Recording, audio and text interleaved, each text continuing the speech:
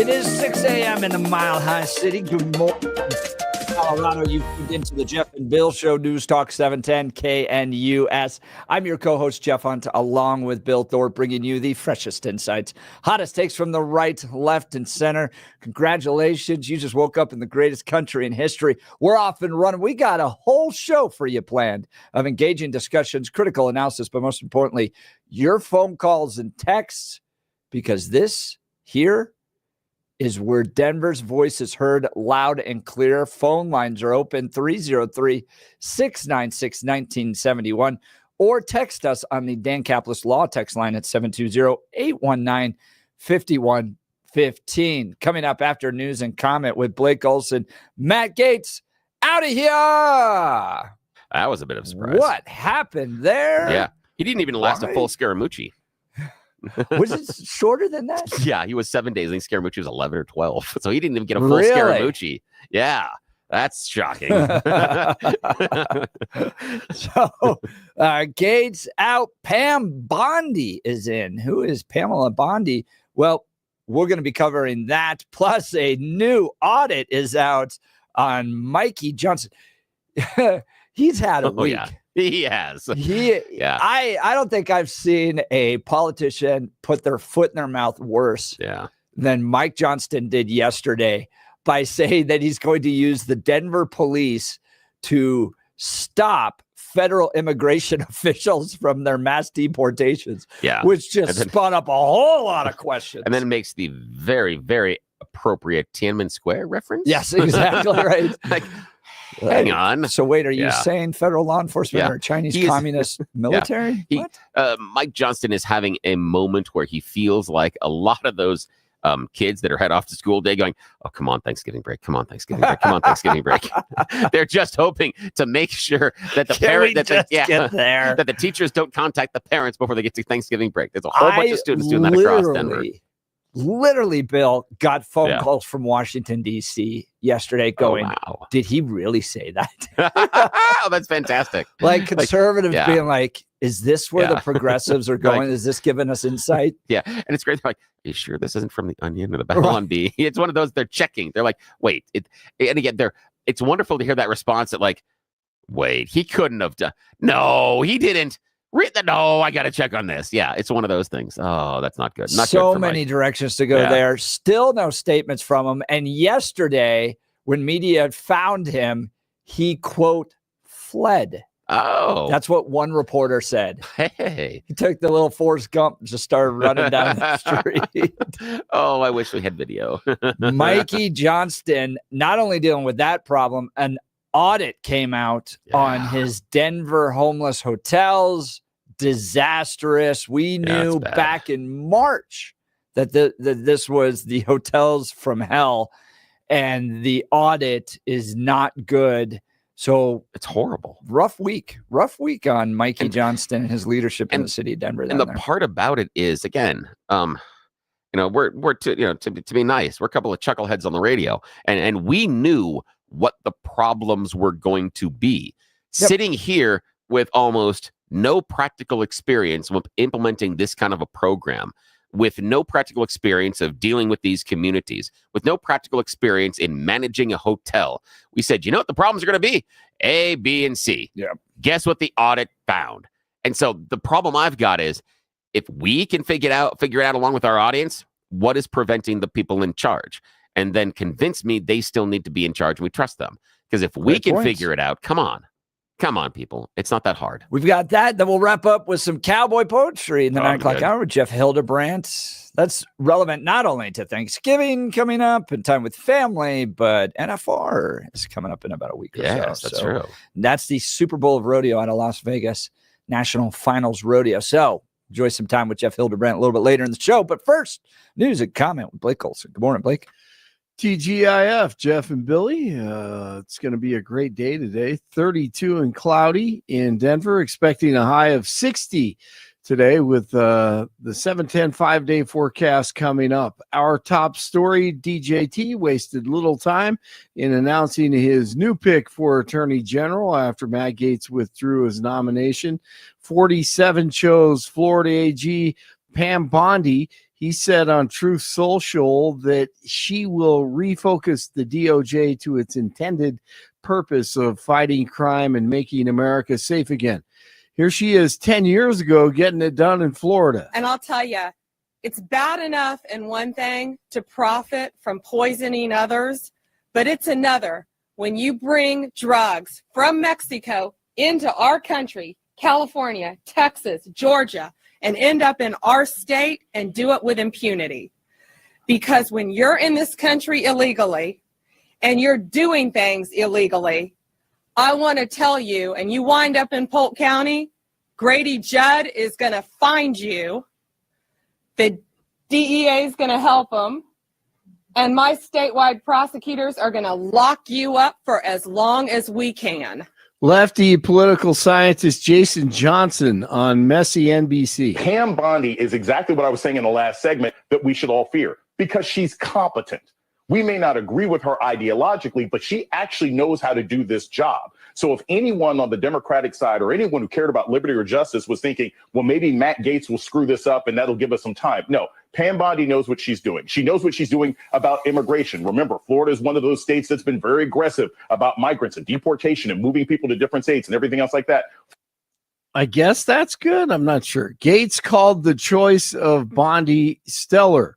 Texas Governor Greg Abbott says more giant buoys will be placed in the Rio Grande. The state installed the floating border barrier last year in order to deter illegal river crossings. The Biden administration has quietly loosened immigration policies before DJT takes office, allowing illegals to flee authorities, according to the New York Post. Fox News Channel last night. Now, we do know the Biden administration has been testing this new immigration and customs app, and the idea is to streamline the check-in process for migrants, allow them to use their phones or computers to touch base with immigration officials while they wait for their date in court, instead of appearing for those check-ins in person. Now, a source tells Fox News ICE has been using the app already in a couple of cities, but according to the New York Post, it's going to be launched officially next month in New York City. The trial of the Aurora dentist, James Craig, accused of killing his wife last year, is being delayed for a third time. The lawyer for 45-year-old Craig withdrew from the case Thursday as jury selection was set to begin. Harvey Steinberg cited actions by his client that he believed were criminal or fraudulent as one of his reasons for quitting the case. An audit report is criticizing Denver's homeless shelter program for poor organization and lack of documentation regarding spending. Shocker there. The report notes that the city's Department of Housing Stability lacks some accountability measures meant to track provider performance. The department was also criticized for safety failures at one shelter, as well as a failure to track all shelter-related expenses. The mayor's office said the report reflects data that is at least 8 months old and is not an accurate reflection of the current system. John Benet Ramsey's father is still hopeful his daughter's killer will be caught. Nearly 30 years after the murder, John Ramsey, now 80, says he hopes advances in DNA technology can help open new leads in the 96 murder. He was joined on the Today Show by John Berlinger, the director of soon-to-be-released Netflix docuseries called Cold Case, Who Killed John Benet Ramsey, out next week. I just go to Peter Boyles for all this stuff. Yeah, Pete got way into this, didn't he? Who do you say did it? You know what? Every time Billy would know more than myself. Is it the mom? Is it the mom? Again, it's we have some allegations, but it's inside the house, and there's some theories about which family member could have been responsible, but it is someone that is internal, and the two most likely, according to what we have right now, and according to investigations and just some other armchair quarterbacks and detectives, mom or the brother. That's something in there is probably. So I watch a ton of true crime TV, like 2020, all that stuff. You still watch that, huh? Oh yeah, Do and you? it is. I mean, it is. You know who it is. It's always the family. Yeah. At least in Yeah. those cases. Yeah, you're right. Yeah. Yeah, And this, typically. it's a tough one because I don't think you're ever going to be able to get to closure because what was done in the first few hours was so outside of regular police procedure. There's no way you're ever going to go back and to be able to reconstruct things in the being. And what I mean by that is that the police allowed lots of different people access to the house and allowed people to wander around. They never secured it as a potential crime scene. And if the person was, again, you would assume that if it was a kidnapping, as was the report early on, because we had the ransom note, because of that, you would assume that means a kidnapping, someone would have had access to the house. You would seal the house. You would have a procedure and protocols in place to not have people wander around and dirty up the crime scene. But what you had is you had everybody in the family and family friends wandering around that crime scene. And so there's nothing that you could ever reasonably bring into a courtroom and conclude and point at anybody. And then you have, dad a couple hours later doing another search of the house alone and finds the body.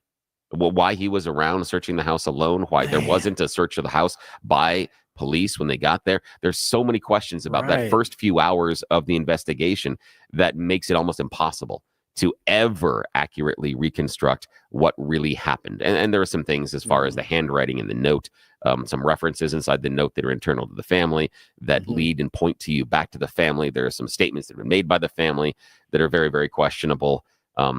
Yeah, it's an awful tragedy. And it could be something as simple as, rather than necessarily, something really bad abuse, it could be something where, and we've seen this in some families, where punishment can be very severe. Yeah. And it got out of hand. This could be a case where there was a punishment, there was something that was going on. And again, this is not necessarily analogous, nor is it fair, and these are all allegations still, but there was an influencer that was very popular a number of years ago on social media, and it has turned out that she was like locking her kids in cages, she was restricting food, she was abusing them, and she was big about, this is the parenting aspect of it. So those things can be hidden. And so even though they presented themselves as this wonderful family, and there is some, it's hard for me to get into, and without, I got to dance this line properly, but there are some questions on the motivations and some of the psychology involved in what was going on with the beauty pageants. Yeah, because there's pageantry. because there is a really, some of that has ended up being very, very good, but some of that has ended up being very bad. Some of the psychological things that happen to the kids because of what the kids are expected, the expectations that are placed on those kids to be both adult and child at the same time, and what those expectations are in order to be ready for the next pageant, to be ready for the next performance, to be ready to present yourself this way. And that can lead to, and has led to, some really, really awful situations. Was she strangled? Yeah. There's Wow. there's a good roach around her neck. So yeah. So again, it's all allegations right now. We don't know if that was the situation. But in some of those tightly knit families, that has happened in other areas, in other situations. So it would not necessarily be that unexpected, especially given some of the things that we've seen in the past and some of the stories that have come out. But they're never going to be able to prove anything because that crime scene is so dirty. So many other people went through there, so many other footprints, so many other hairs. Yeah, so many and it's not what you know, it's what you can prove. Yeah, exactly. And that's going to be the problem is anything that you can come in and say, I can do A to B to C to D, you're going to be able to put so many other things in that house as far as, but what about this and what about this? Because there's so much other extraneous, miscellaneous, fingerprints and people wandering around. And so it's going to be hard. You could never, I could not imagine a prosecutor without a confession being able to get into a courtroom and get a conviction on anything because of how dirty that crime scene is at the beginning. And I mean dirty, not like, underhanded. I'm just saying because it's messy. They didn't secure the crime scene, which was ridiculous, but it was a failure. Yeah, when you think about it. Oh yeah. In the first 5 minutes of when the police arrived at the house, they were never going to be able to discover who did it because of how it was handled. Man. Yeah, it was ruined within 5 minutes. And Peter was he's been all over that thing. Yeah. I mean, more than anyone. I was riding shotgun with him on a lot. Yeah, I was not his full-time producer, but I was the fill-in producer. So I rode shotgun on that a lot with that. I was very deep on him. Yeah. Wow. And there are some stories that I wish I could tell on the air. There are some great yeah. behind the scenes stories and some stuff I that can has happened. imagine. Yeah, there's some, and maybe I'll share with you, So gentlemen. yeah, you should have off air. been on this docu-series though. I mean, so it's Oh, out God, no. next week. They should have put you on there. No. And Pete. No, I'm just an observer. I'm just a sideline observer. I'm not important. Pete should man. be in it. Yeah, because Pete So knows. weird. Pete knows so much about it, and yeah, this is his bailiwick. Yeah.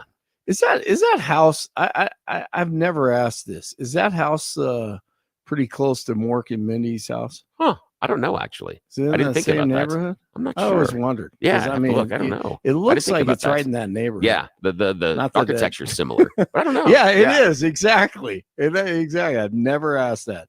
There was never an appropriate time. Yeah, never. Yeah. Hey, can we go see the Mork and Mindy? It's never gonna happen. It's never a good time to bring that up. Nanu. Yeah, exactly. Oh, you're the best.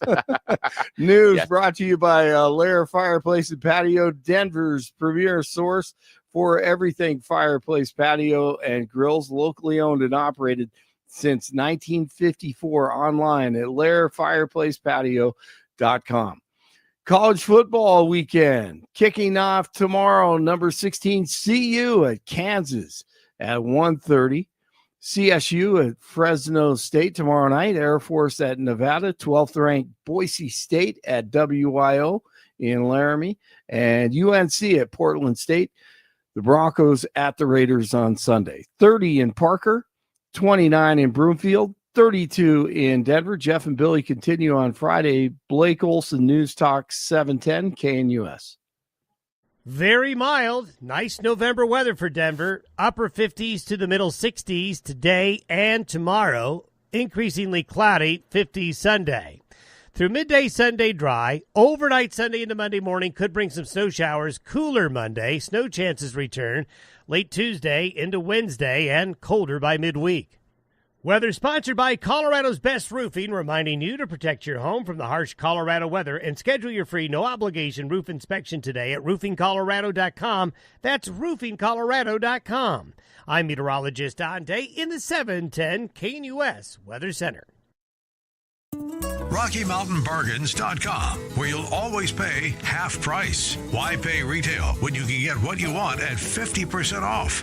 Just go to RockyMountainBargains.com and save. Here's this week's featured item. A Keurig K Supreme Plus Smart Serve coffee maker valued at $200. Get it now for half price. Get it now at RockyMountainBargains.com for 50% off. RockyMountainBargains.com, where you always pay half price. Restrictions apply. Go to RockyMountainBargains.com for complete details.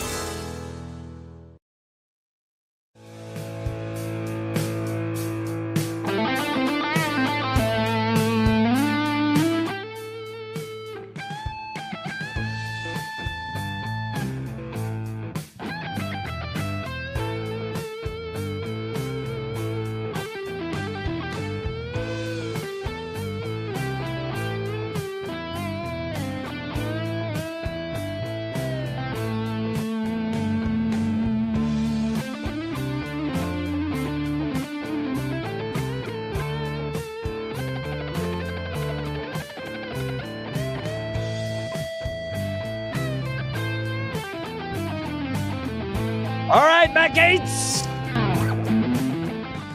He's out. Yeah, that was a surprise.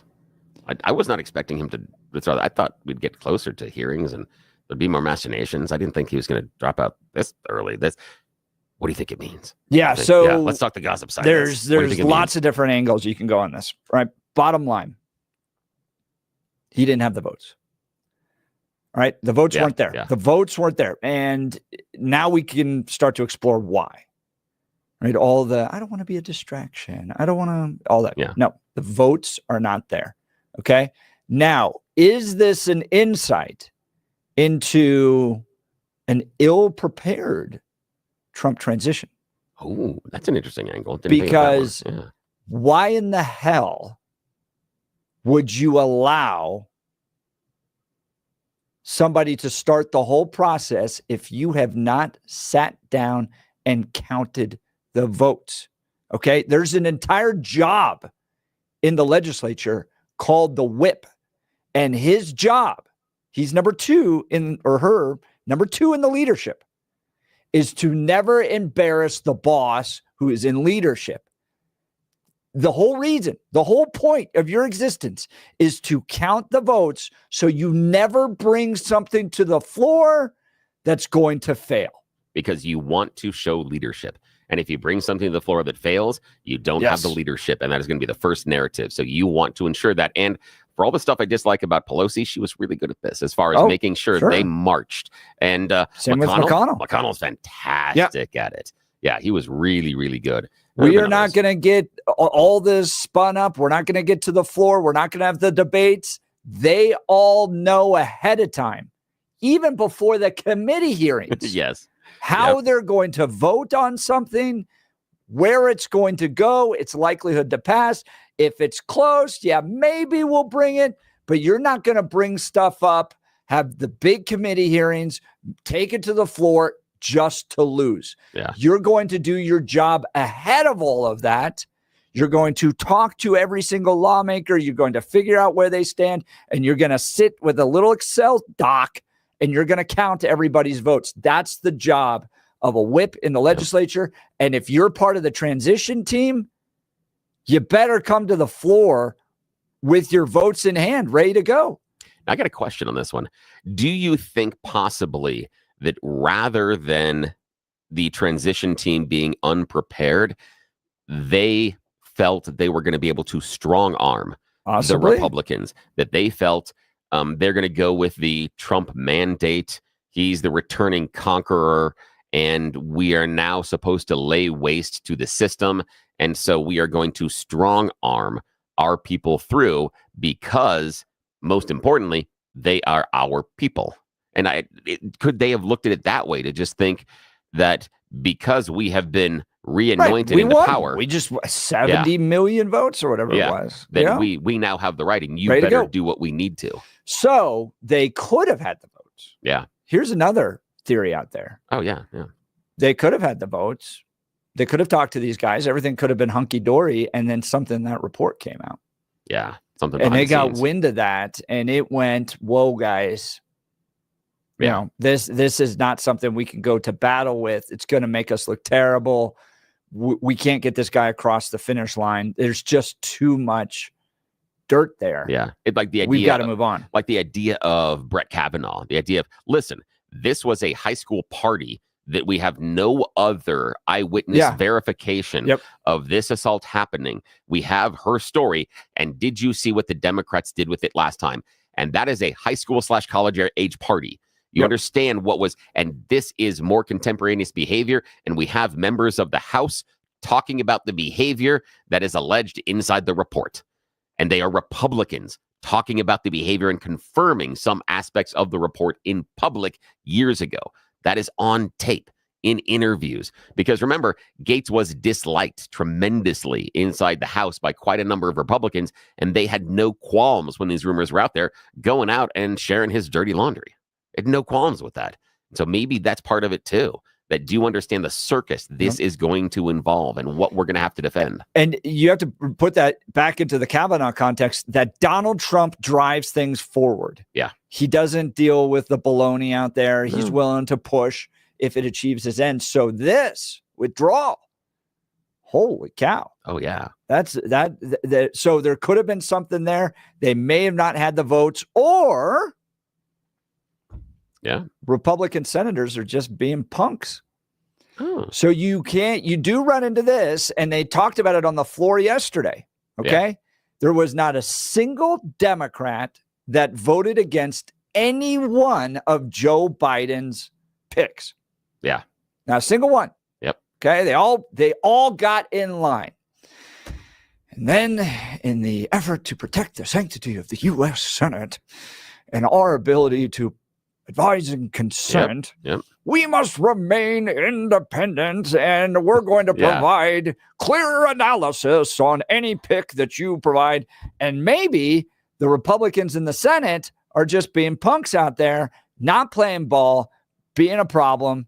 And that's another problem. That's another possibility out there too. It could be. It could be someone that is looking at where their district is, or where their constituency is, or where they are in the election cycle, and looking at it going, I'm going to have a problem defending this position. And am I going to be put in a situation where my potential opponent is just going to hit record on the hearings, and then I have already handed them enough early campaign material and enough early ads to make me look like I'm defending something that is awful? And there's another question that can roll in this too. That one, I'd love to hear your thoughts on Pam Bondi, and I'd also like to hear, now that Gaetz is out of the way, what happens with some of the other nominees, and primarily Hegseth, because now he becomes the tallest nail that might need to be hammered down, because now he is the outlier based on behavior. And so does he become the focus of the media and the narrative? So if I had to guess, that's the next one that is in the targets. 100%. Yeah. And there's a few differences, though. One, with Pete, they're consenting adults. Yep, absolutely. There was an investigation. No charges were found. We haven't seen the videos of them walking together, all that stuff. He was divorced at the time. Went back and checked the date. He divorced in August of 2017. This incident took place in October of 2017. But I feel like I want to stand at the top of Lookout Mountain, Bill, and shout to the whole city below, follow the Billy Graham rule, also known as the Mike Pence rule, which is don't put yourself in stupid situations. For the small little momentary pleasure you get, you can have your entire future destroyed. It's not worth it at all. And these guys continue to make stupid decisions like this. This is not a great analogy, but in some ways it's the Kiefer Sutherland example. And this is I have a personal connection to this. As a family member was in the lobby when Kiefer Sutherland was very, very, very drunk and ran at the large Christmas tree in the hotel lobby and tackled it. So there was a whole narrative about, is he going to work in Hollywood, everything else, and his addictions and the alcohol and everything else. But just sprinting right across, and jumps into the Christmas tree, tackles it, and then brings it down. And so that's the idea: is if you're going to do something like that in public, if you're going to make those choices, then understand those things are going to be made public. Limit your abilities in the future. And when Hegseth, according to the report that's been released by Mediaite, they got their hands on, I mean, he's screaming at people at 1:30 in the morning. He is yelling at hospital staff. I've got free speech rights. Exactly. And that's a real questionable ability of how you deal with conflict, how you deal in a situation of crisis, how you deal with pressure, how you deal with any sort of a pushback. There's, how do you deal in that meeting room? There's some questions there based on your public behavior. What can we, what conclusions can we draw from that? And that's going to be an interesting one, but I think they're going to take aim at him. I think Hegseth is the tallest nail right now. That's sure. And that's the way the Democrats work. They'll find any avenue by which to rip apart your personal life and then try to stop you. Terry in Texas, maybe the Republicans in the Senate are actually doing their job as opposed to the Democrats. Trump is president, not king. He doesn't rule anything. And Trump supporters need to remember separate but equal branches of government. Quit whining, he says. Start following the Constitution. I love Terry's view on that. And here's the thing, Terry. I appreciate that. And I think you're 110% right about some of the senators doing their job. The problem is, I think, and Jeff and I have talked about this, I think Trump views Congress as a bug, not a feature. I think he views Congress as an impediment to what he needs to get done, that he views them as extraneous, that if he had to rewrite the rules, Congress wouldn't exist because they stop him from implementing what he wants. And the reason I think that is because how he operates in his private business life. He doesn't have anything like Congress that would ever do anything and ask questions about what he's doing and why. We have from former Trump organization CFO, the guy that is running the accounting books, was happy to commit fraud for him. That's what he wants. He needs someone that will fall in line, not ask questions. So for me, that kind of is where I go back to, and I'd be curious to see what you think. And you give us a call at 303-696-1971, or anybody else that has a thought. Is this actually one of the problems Trump is facing, where he thinks he is king, where he wants to push this through? Did he try originally to strong arm these people and say, these are who I'm picking, regardless of ability or qualification, but because they're mine, you must make sure they are anointed. And also, What are your thoughts on that? it makes the argument that you could also make the argument that he wanted Matt Gaetz. Yeah. He went and started to have the conversations, realized it wasn't Yeah. going to happen, has withdrawn. And- So he's working with the Senate. Yeah. And I heard, and I don't know if, and this has not been confirmed, I heard someone behind the scenes, and again, this is nothing more than a rumor, and I don't know if it's even conjecture by them. So I'm not going to put any actual weight behind it. But someone had said part of the early conversations were other choices came in and said, well, sir, this, and I have constraints in the law for this. And yes, I can see where you want us to do this, but we have to understand we have to work within the system. And Matt Gaetz is like, I will give you all of their heads in a bag. You tell me who I need to kill, and I will deliver it to you, sir. And that was, and again, I'm being facetious big on how I'm presenting it, but that was the conversation that I had heard, that he went in and said, sir, I will be the hand of the king. You tell me who needs to fall in line, and I will make it so. And that was what he was looking for. And so it was the fulfillment of the promise. And the person making that comment is connected enough to know some of that. Again, I'm not sure if it's actually exactly what happened, but they said that was the promise, that Gaetz sold himself as the hand of the king from Game of Thrones. And then the background didn't matter at that point, because that's what Trump was looking for. So could it have created a blind spot? Well, because does Pam Bondi provide that without all the necessarily the controversy? Because she has been with him for a long time. I think she does. Yep. I think she does exactly that. I think she fulfills the role as the hand of the king, but she does it inside of the constraints that are available. And I think, again, if he were led with Pam Bondi, it's much smarter pick. I'm not certain that I would confirm her if I was in Senate. I have some questions about it, but stronger pick, much stronger pick, where I would have rejected Gaetz out of hand immediately because he's a clown. Give us a call, 303-696-1971, 303-696-1971, or text us on the Dan Capitalist Law text line, 720-819-5115, 720-819-5115. Look, if you've got to sell your home in this market, I know it's a challenge out there. You can't go with somebody that's just a family member, friend, or neighbor. You've got to go with the very best.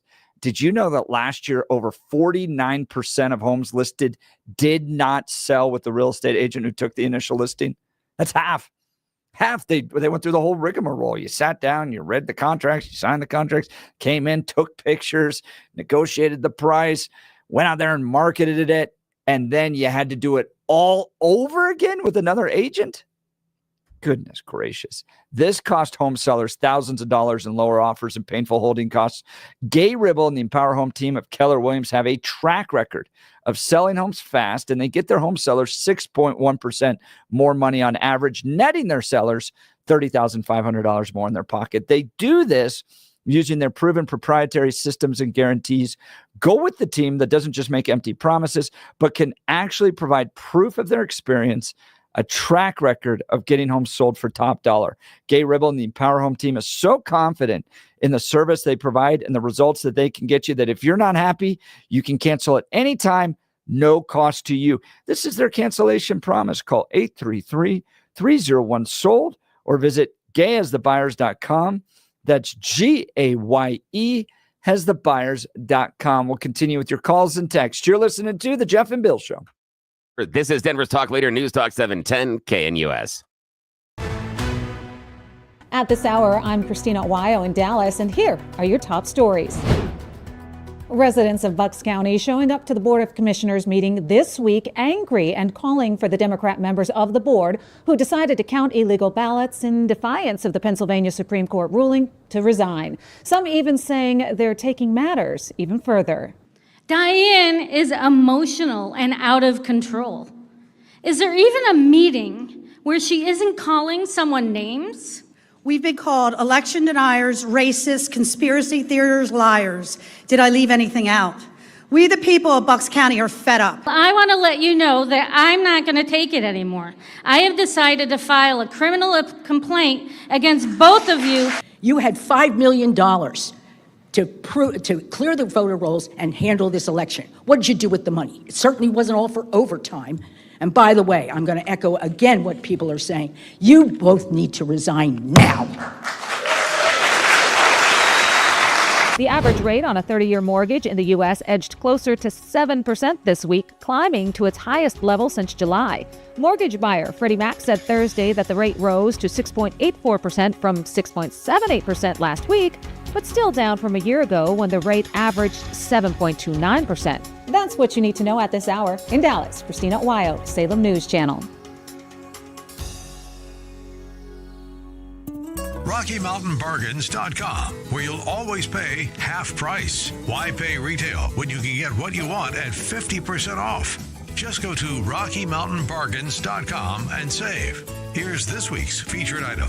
A Keurig K Supreme Plus Smart Serve coffee maker valued at $200. Get it now for half price. Get it now at RockyMountainBargains.com for 50% off. RockyMountainBargains.com, where you always pay half price. Restrictions apply. Go to RockyMountainBargains.com for complete details.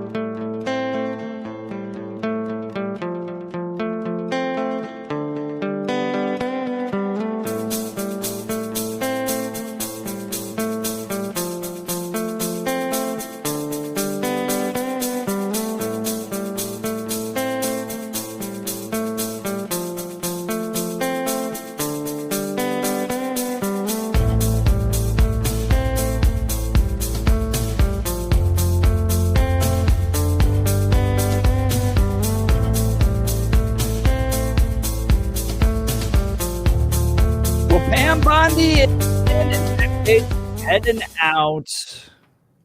I didn't know much about Pam Bondi, but I mean, she's got a lot of experience. Here's somebody on MSNBC talking about her. MSNBC.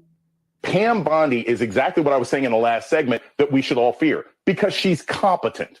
We may not agree with her ideologically, but she actually knows how to do this job. So if anyone on the Democratic side or anyone who cared about liberty or justice was thinking, well, maybe Matt Gaetz will screw this up and that'll give us some time. No, Pam Bondi knows what she's doing. She knows what she's doing about immigration. Remember, Florida is one of those states that's been very aggressive about migrants and deportation and moving people to different states and everything else like that. Florida has enacted all sorts of rules and laws to curtail students and what they can do on campuses and finding legal justifications for manipulating education money. She is a dangerous and effective pick, and that's frankly worse than what we would have got with Matt Gaetz, even with the deplorable moral background that he has.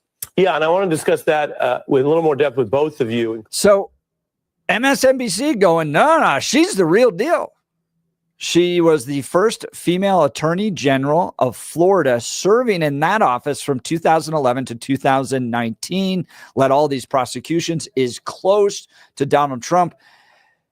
Bill, early on, it seemed to me that his cabinet picks were not necessarily marked by strict obedience to him, although many of them are. Not necessarily tremendous amounts of experience, but it seems to be a Florida delegation. He's bringing everybody from Florida. A lot of his everyone from Marco Rubio to some of the other picks up there, they all seem to be, many of them, Florida based. That seems to be what he's going to be taking on up to Washington, D.C. with him. I think so. And I think that the guy on MSNBC is right, that she is competent, that she has the ability and she has the experience. And that's been my pushback is, are they competent? Do they have the experience? Do they have the ability to do it?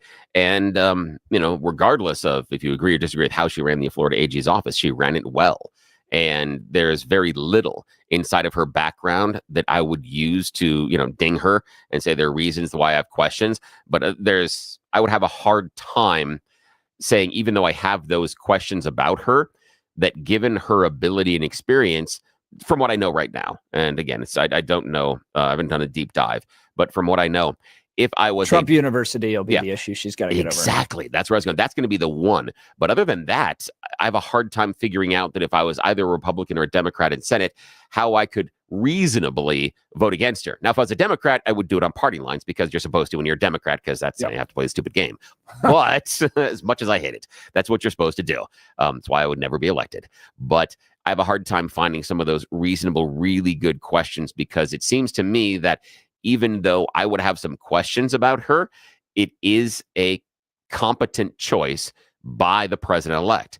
And that, to me, seems to be the requirement, ability and competency, regardless of whether or not you agree or disagree with the politics, because if you're on the other side of the aisle, you're going to disagree with the politics. But yeah, the biggest problem she's going to have is going to be Trump University. And you may remember, and our audience might remember this as well, we had a brief conversation with Kamala Harris, and one of my biggest problems with Kamala Harris was her lack of movement during the housing crisis. And one of the largest housing scammers in all of America was in California. She had them dead to rights and decided not to file. And I still will never forgive her for that, because people lost houses because this company lied. This company filed dirty paperwork. They filed paperwork that was backdated. They made claims that were provably false based on how time works, based on when checks cleared. They would say that certain letters were sent out and given to homeowners, and the homeowners would say, no, I have the letter they sent me. The dates are wrong, and here's when it arrived. So they were lying over and over again, and she had them, and she let them walk. Side note, the company was run by former Treasury Secretary Steve Mnuchin. Yes, the Republican. And the fun part about that, and Jeff may remember this one, is where Steve Mnuchin got his investment money from Mr. George Soros. So again, that entire thing, I will never forgive. Bill, you make great arguments for the Uniparty all the time. I do. There is some part of that, and I hate that, and that's what I'm worried about with Pam, is the Trump University. Is that there were charges that were alleged. There were complaints that were alleged in both Florida and New York. And New York went after them, and Florida didn't. And the thing that hurts is she received donations from Trump. And so the narrative that is going to be hard to push back on is going to be, was it, I'm going to send this donation in hopes that this charge goes away. And I don't know if the Democrats are clever enough. I don't know. But if they are, they can go back through the Mueller investigation, because there's a portion in there where Donald Trump is asking staff members in the White House, and this has been certified as far as testimony, how much can I pay Mueller to make this go away? He was viewing it as a civil suit, not something criminal. And so they said, no, sir, this is different. This is not, because most of the stuff that he'd been brought up were civil. So he was looking at some sort of a settlement. So it would make sense to give money to Pam in order to make this go away. But I don't know if the Democrats are smart enough or have the ability based on the timeline to make that argument and make it stick. Again, I'm not sure it's going to do anything to stop her either.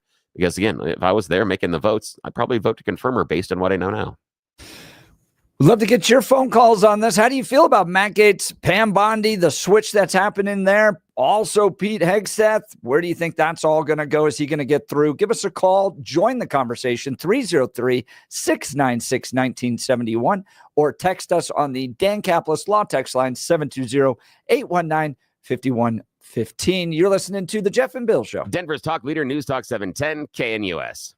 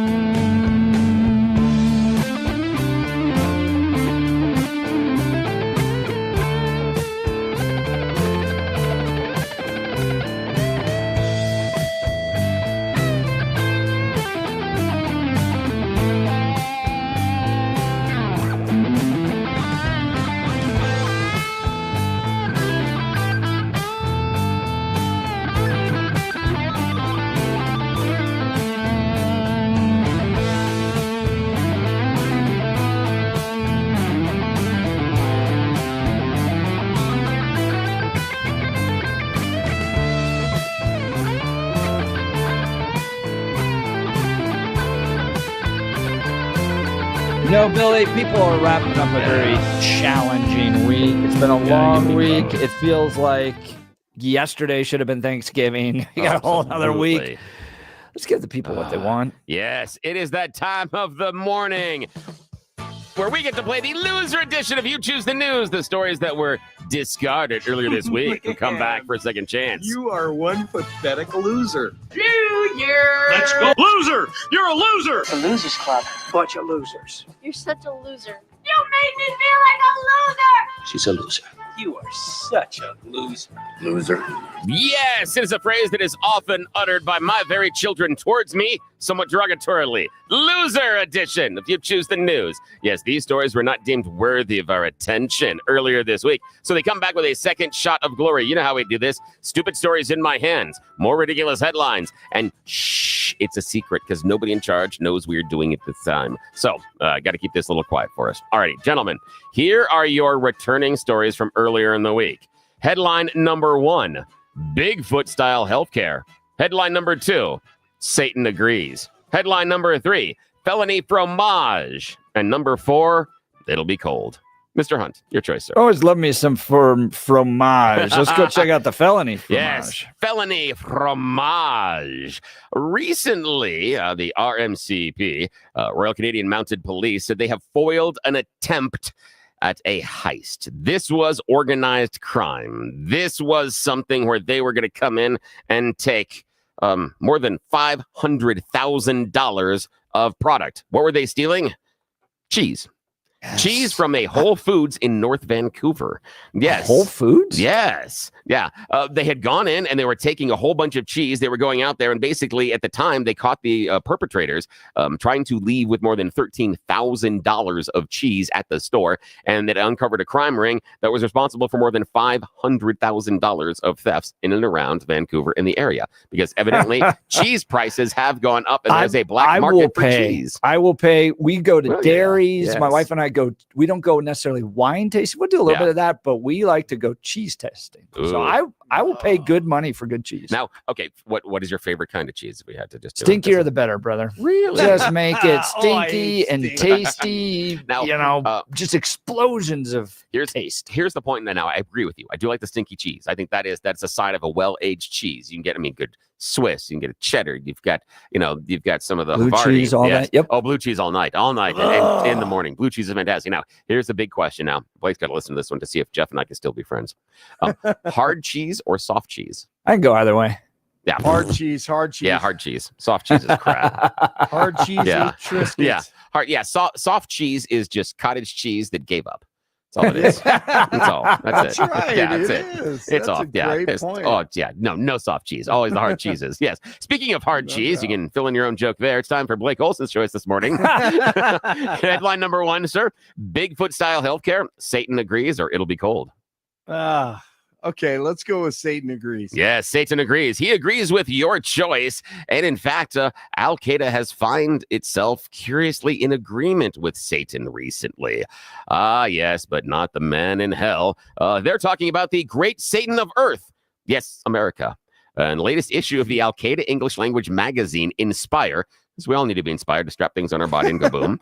The author says and takes offense to the ridiculous theory spread by Ahmadinejad in Iran that the 9/11 terrorist attacks were actually carried about by the U.S. government. Yes, Al-Qaeda is saying, no, not a false flag. The great Satan is right. And also, we might have been involved. That might have been the article. So, did you say that was a magazine? Yes, they published a magazine, and the best part is called Insight. I'm like, I disagree with that on its premise. I don't think that's what we're doing. Insight into child brides, brought to you by Afghanistan's Taliban. Yes, and I love the fact that means there's a marketing department somewhere that has to sit down and do this. And, right, and exactly. Who advertises? Who are the possible advertisers for the? Yeah, what are the fashion pages? Yes, exactly. Like? I'm sorry. It's also the fashion pages, but it's also the white seal for all the sheets and stuff at the department store, because I am awful. I'm horrible. I'm going to get hurt. Okay, we got one more choice here. You're going to have 20 seconds, Jeff. Bigfoot healthcare or it'll be cold? Bigfoot healthcare. Yes, this might be a sign of drugs. Recently, a California hospital said a man that came in during an emergency was on drugs and climbed into the roof and got stuck. They had to bring him out. He was supposed to be in the emergency room, and he decided, I'm going to climb into the ceiling. So they had to pull him out. Oh. Yeah. Again, not surprisingly, drugs were involved. Yeah, it's off the rails over here. You're listening to It's the at Jeff and rails. Bill Show. Denver's talk leader, News Talk 710 KNUS.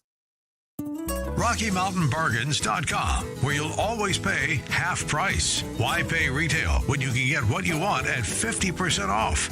Just go to RockyMountainBargains.com and save. Here's this week's featured item. A Keurig K Supreme Plus Smart Serve coffee maker valued at $200. Get it now for half price. Get it now at RockyMountainBargains.com for 50% off. RockyMountainBargains.com, where you always pay half price. Restrictions apply. Go to RockyMountainBargains.com for complete details.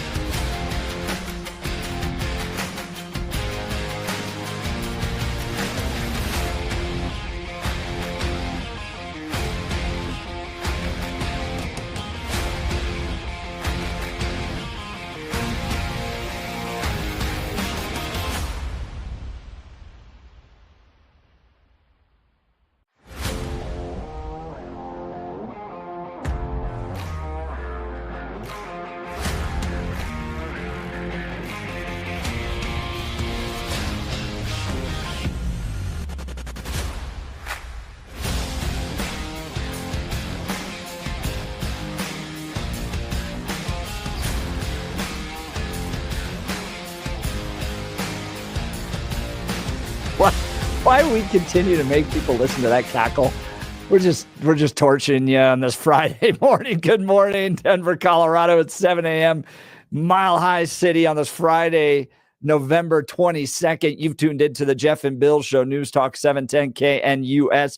I'm your co-host, Jeff Hunt, along with Bill Thorpe, bringing you the freshest insights, hottest takes from the right, left, and center. Congratulations. You just woke up in the greatest country in history. We're off and running. We got a whole hour planned for you of engaging discussions, critical analysis, most importantly, your phone calls and texts, because this is where Denver's voice is heard loud and clear. Just grab a cup of coffee, Denver. Let's dive into the issues that matter most to you right here, right now. Coming up after news and comment with Blake Olson, Mayor Mike Johnston out there calling for police, Denver police, to stand against illegal immigrants, Nope.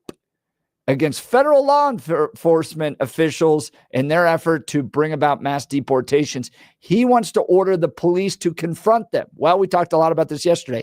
Yesterday, I asked Denver police to text me anonymously, DM me through X, tell me what's going on within the DPD, all this stuff. We got some responses. You're not going to want to miss what's happening within DPD on this.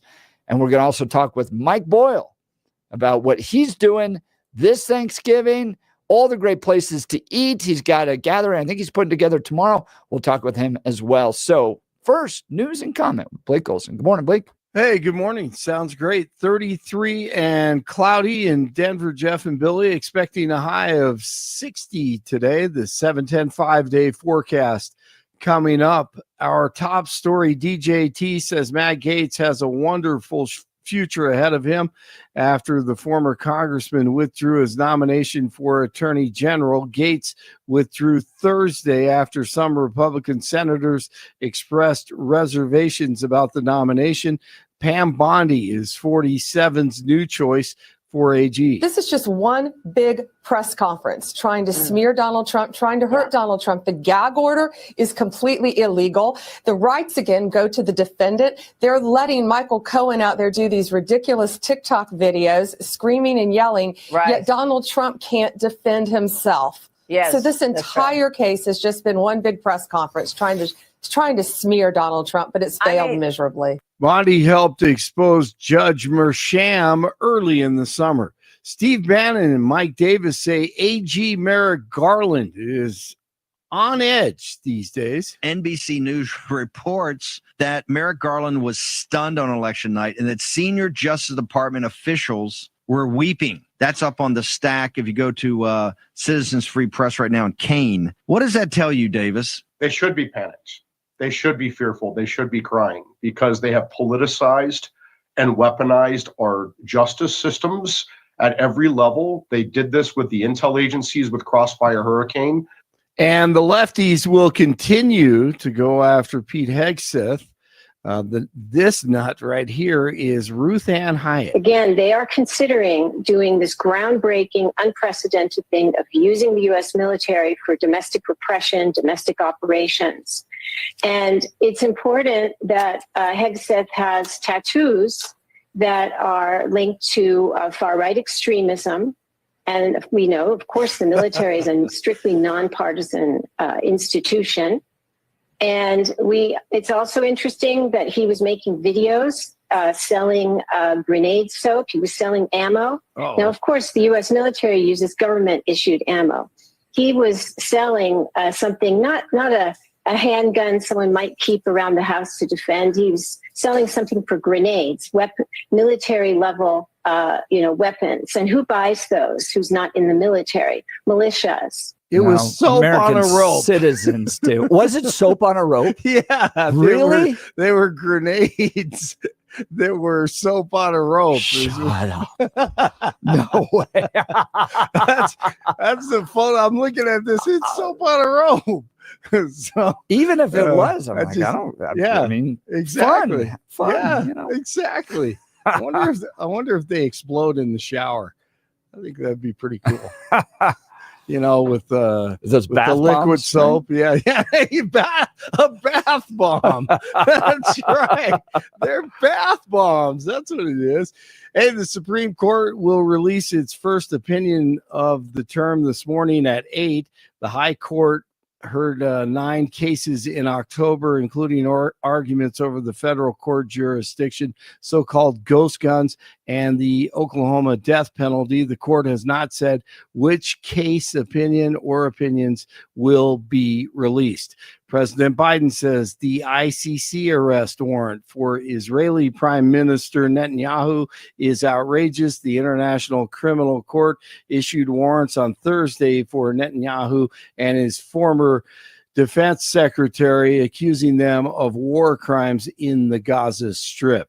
The trial of the Aurora dentist James Craig, accused of killing his wife last year, is being delayed for a third time.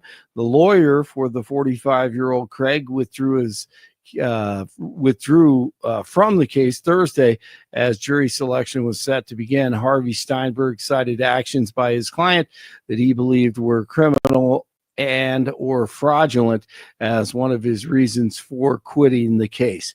John Benet Ramsey's father is still hopeful his daughter's killer will be caught nearly 30 years after the murder. 80-year-old John Ramsey. I believe it can be solved if the police accept help from outside their system. Today, finding the killer is not going to change my life. I've lost John Benet. It's not going to bring John Benet back. I would like to close this chapter. Says he hopes that advances in DNA technology can help open new leads in the 1996 murder. He was joined on the Today Show by Joe Berlinger, the director of the soon-to-be-released Netflix docuseries out next week. College football weekend, number 16. CU at Kansas tomorrow at 1:30. CSU at Fresno State tomorrow night. Air Force at Nevada. 12th-ranked Boise State at Wyoming. And UNC at Portland State tomorrow. The Broncos on Sunday at the Raiders. Boy, what a game last night in the blizzard conditions in Cleveland. The Browns crazy? That was so cool, man. That was nuts. That was that's awesome. like old school football out there. They're all Yeah. dropping passes. No one can run more than 3 yards because they're slipping. In between plays, they're running the little shovels out there to get rid of all Yeah. the snow. And of Judy course, made some big catches. Yeah. Boo. I'm sorry. I'm a little frustrated. I'm glad that he's I finding know you success in Cleveland, but I was frustrated Absolutely. based on seeing that performance there versus performance here. And so, but it was great. It was a good night for him. And of course, you had a couple of Cleveland fans still shirtless late in the fourth quarter. Yes, I know. That was awesome, man. I was like, wow, Love it. that's nuts. I'm like, how drunk are you? Right. Yeah. Well, they live in Cleveland, you know? Yeah, exactly. That's kind of an adaptation. Dog pound. You have to. There- Yes. all the people are still in the stadium and they probably Yeah. stayed there all night, man. And I heard Yeah. I heard, and I didn't see it on, because I almost as soon as the game ended, it was late. And so I clicked it off almost immediately. But I had heard there was a fight between a Pittsburgh Steeler member and a Yes. Cleveland I don't Browns know member what- afterwards. yeah. I haven't found anything more about it, but I've heard that Same. it just ran across my timeline this morning. And I'm like, oh, that's interesting. But it was post game. Like, dude. No, absolutely. Yeah. So right there's after. there's guys on Instagram and TikTok who Yeah. will go to games wearing the visiting team's jersey Uh-huh. and then walk around afterwards antagonizing the losing team Oh, geez. just to get views. I'm like, Wow. I don't really believe in survival of the fittest and evolution and Yeah. stuff. But when I watch Mhm. that, I'm like, you know what? There's something God built into Yeah. this system. And here's If the you thing. walk around like that, you're gonna die probably. And here's the thing Yeah, is, probably. what would you imagine this, that let's say you are, for whatever reason, you and your buddies, a few too many, and guy says something to you and then says something and you or your friend takes a swing and it becomes kinetic. And now there's a potential assault. However, what happens when you're able to prove on the social medias that he is trying to instigate You're like something? instigating it. Yeah. You're Right. looking for a Right. confrontation. Turns. So yeah, what happens when you're going around looking for the confrontation, then the confrontation happens? What happens to your personal responsibility if you get exactly what you were looking for, that confrontation? You may not have wanted to get punched in the face, but guess what? That person walking out of the venue also didn't want to be confronted by someone specifically trying to piss them off. If you're another fan, that can be different. But if your goal is to create this confrontation, Yes. okay, what do you Get the do? payday Yeah. or get the big Exactly. payday. Exactly. Now my wife's looking at it. She's watching. And she's like, "Go to the locker room. It's snowing. I mean, the game's over. Why Yeah. see it? The player, I mean, you can't take No. the bait if you're a player. I No, mean, the other part you that gotta- it's always, gotta and again, God, okay, we can go down this field a little bit. One of the clubs. What did you do? No, well, yeah, it is what I did. One of the club soccer teams I played with, we were rough. We had the reputation. We were fighters. If you were interested in a bench clearing brawl, we are happy to participate at the drop of a hat. We were the fighters. We were the team that you knew that if you got out of line and you said something wrong to us, we got no problem beating up your entire team and your friends and family. That was what we were. So you were the rugby team and they were the soccer team? We actually, the Colorado Youth Soccer Association had an entire hearing about us. And we were there as to whether or not our team. You sound like my type of soccer team. They were talking about whether or not they were it sounds more like football. Yeah, they were going to forcibly disband the team because of how bad we were. Oh, you guys probably weren't hurting anyone. Yeah, we were. Yes, we were. I will admit that now because statute of limitations expired. Yes, we were. It was just elbows, right? No. How old were you? This would have been between the ages of 15 and 18. Would have been. So it's in those prime fighting years. You wonder why Billy like needs that. balance well space. Yeah, exactly. And did they throw those purple cards at you or the red cards? Yeah, we'll get to that. Okay, so you understand red cards. Red cards are when you're tossed out of the game. So you get 2 yellow cards and it's a red card. A yellow card is a warning. Our team had more red cards accumulated than the number 2 team had yellow cards. Uno. So we had more people thrown out of a game than the second place team had warnings. That's who we were. Yes. That's awesome. You loved every moment of that. Oh, yeah, it was great. But the other part is that I didn't understand is we were in these bench clearing brawls and we're soccer players. I don't understand. Oh, yeah. I watched a friend of mine. Beat up most of the kickers team by himself. And I would have paid to see that. Okay. I'll get into that in a second. And I'll talk about that. But I don't understand why the football players are fighting when they have all the stuff on. The helmets and the shoulder pads. Point. I'm like, we fought. We were just in uniforms. At least you can hurt the person. So my buddy is standing there, and I won't talk about how it started, but we're playing this team, and they were the Denver Kickers, and everyone who played soccer at the time knows, and they were kind of the pretty boys, etc. So it was like the martial arts deal where he's standing there, and one by one they attack him, and he's just like pop down, pop, you're down. I saw him knock out almost 7 of their players on his own, and they're just one by one, and he's just turning around, just pow, pow, pow, and they're laying on the ground. It looked like a martial arts film. Yes. Yeah, we were that team. You did not get into a mess with news story. Where was 9 News when this was going on? No. Yeah, that was us. Yeah, we were. That's a soccer crowd, we were. by the way. Yeah, we were. And so I don't understand when the football people start, fighting. You're like, you guys are wearing stuff. Take off the helmets. Take off the shoulder pads. No, I agree. You That's can't hit anybody. And this is coming from someone who has hit people multiple times. Man, you guys were crazy. Oh yeah, I'll tell you stories off the air. There's got to be some video. Of that. We got to find that. Thankfully, there wasn't a lot of VHS cameras and stuff because you remember they were like the size of a small child. No, that's a good point. That's good. Yeah, there had been some really bad there were no cell photos. phones. Yeah, no. I tell you, that would not have the stuff. There's some Polaroids somewhere. Yes, there are. Yeah, and there also may have been some police reports. But I'm just saying. That's awesome. Yeah, we got to find this, man. I'll tell you some stories off the air, my friend. I'll tell you some stories. Grandfather Claus. 31 in Glendale, 29 in Arvada, 33 in Denver. I love it. Jeff and Bill continue on Friday. Blake Olson, News Talk 710 KNUS. Very mild, nice November weather for Denver. Upper 50s to the middle 60s today and tomorrow. Increasingly cloudy, 50s Sunday. Through midday Sunday dry, overnight Sunday into Monday morning could bring some snow showers, cooler Monday, snow chances return, late Tuesday into Wednesday, and colder by midweek. Weather sponsored by Colorado's Best Roofing, reminding you to protect your home from the harsh Colorado weather and schedule your free no-obligation roof inspection today at roofingcolorado.com. That's roofingcolorado.com. I'm meteorologist Dante in the 710 KNUS Weather Center.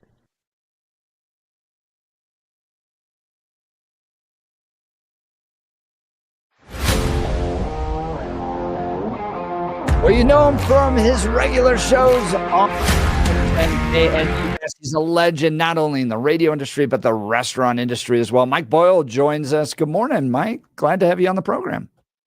Well, thank you very much. It's nice to be here. And before we get too far into this, Bill, I want you to know that there's been occasions when I've heard some of your opinions that I wanted to give you a red card. Absolutely, my friend. I And thought you were going to say times I punch him, deserve it. but Oh, you know, but okay. Here's the thing, though, is that Mike and I are friends. So if it was in another situation, absolutely, very punchable. There's some things that come out of my face that I'm absolutely punchable. I get it. And absolutely red cards, my friend. And I admire you for that, and I agree. Absolutely. Some things I say do deserve red cards. Absolutely. Well, hopefully we can agree on Thanksgiving being a day for us, no matter what our challenges are as a society, as a family, as individuals. We've got a lot to be thankful for. Amen to that. And there's a lot of tension following the election. You've probably even seen the videos out there of folks saying, I'm not going to invite those that voted differently than I to the, Thanksgiving table this year. It's just crazy. It's time to get together. Time to spend family time, enjoy some good food.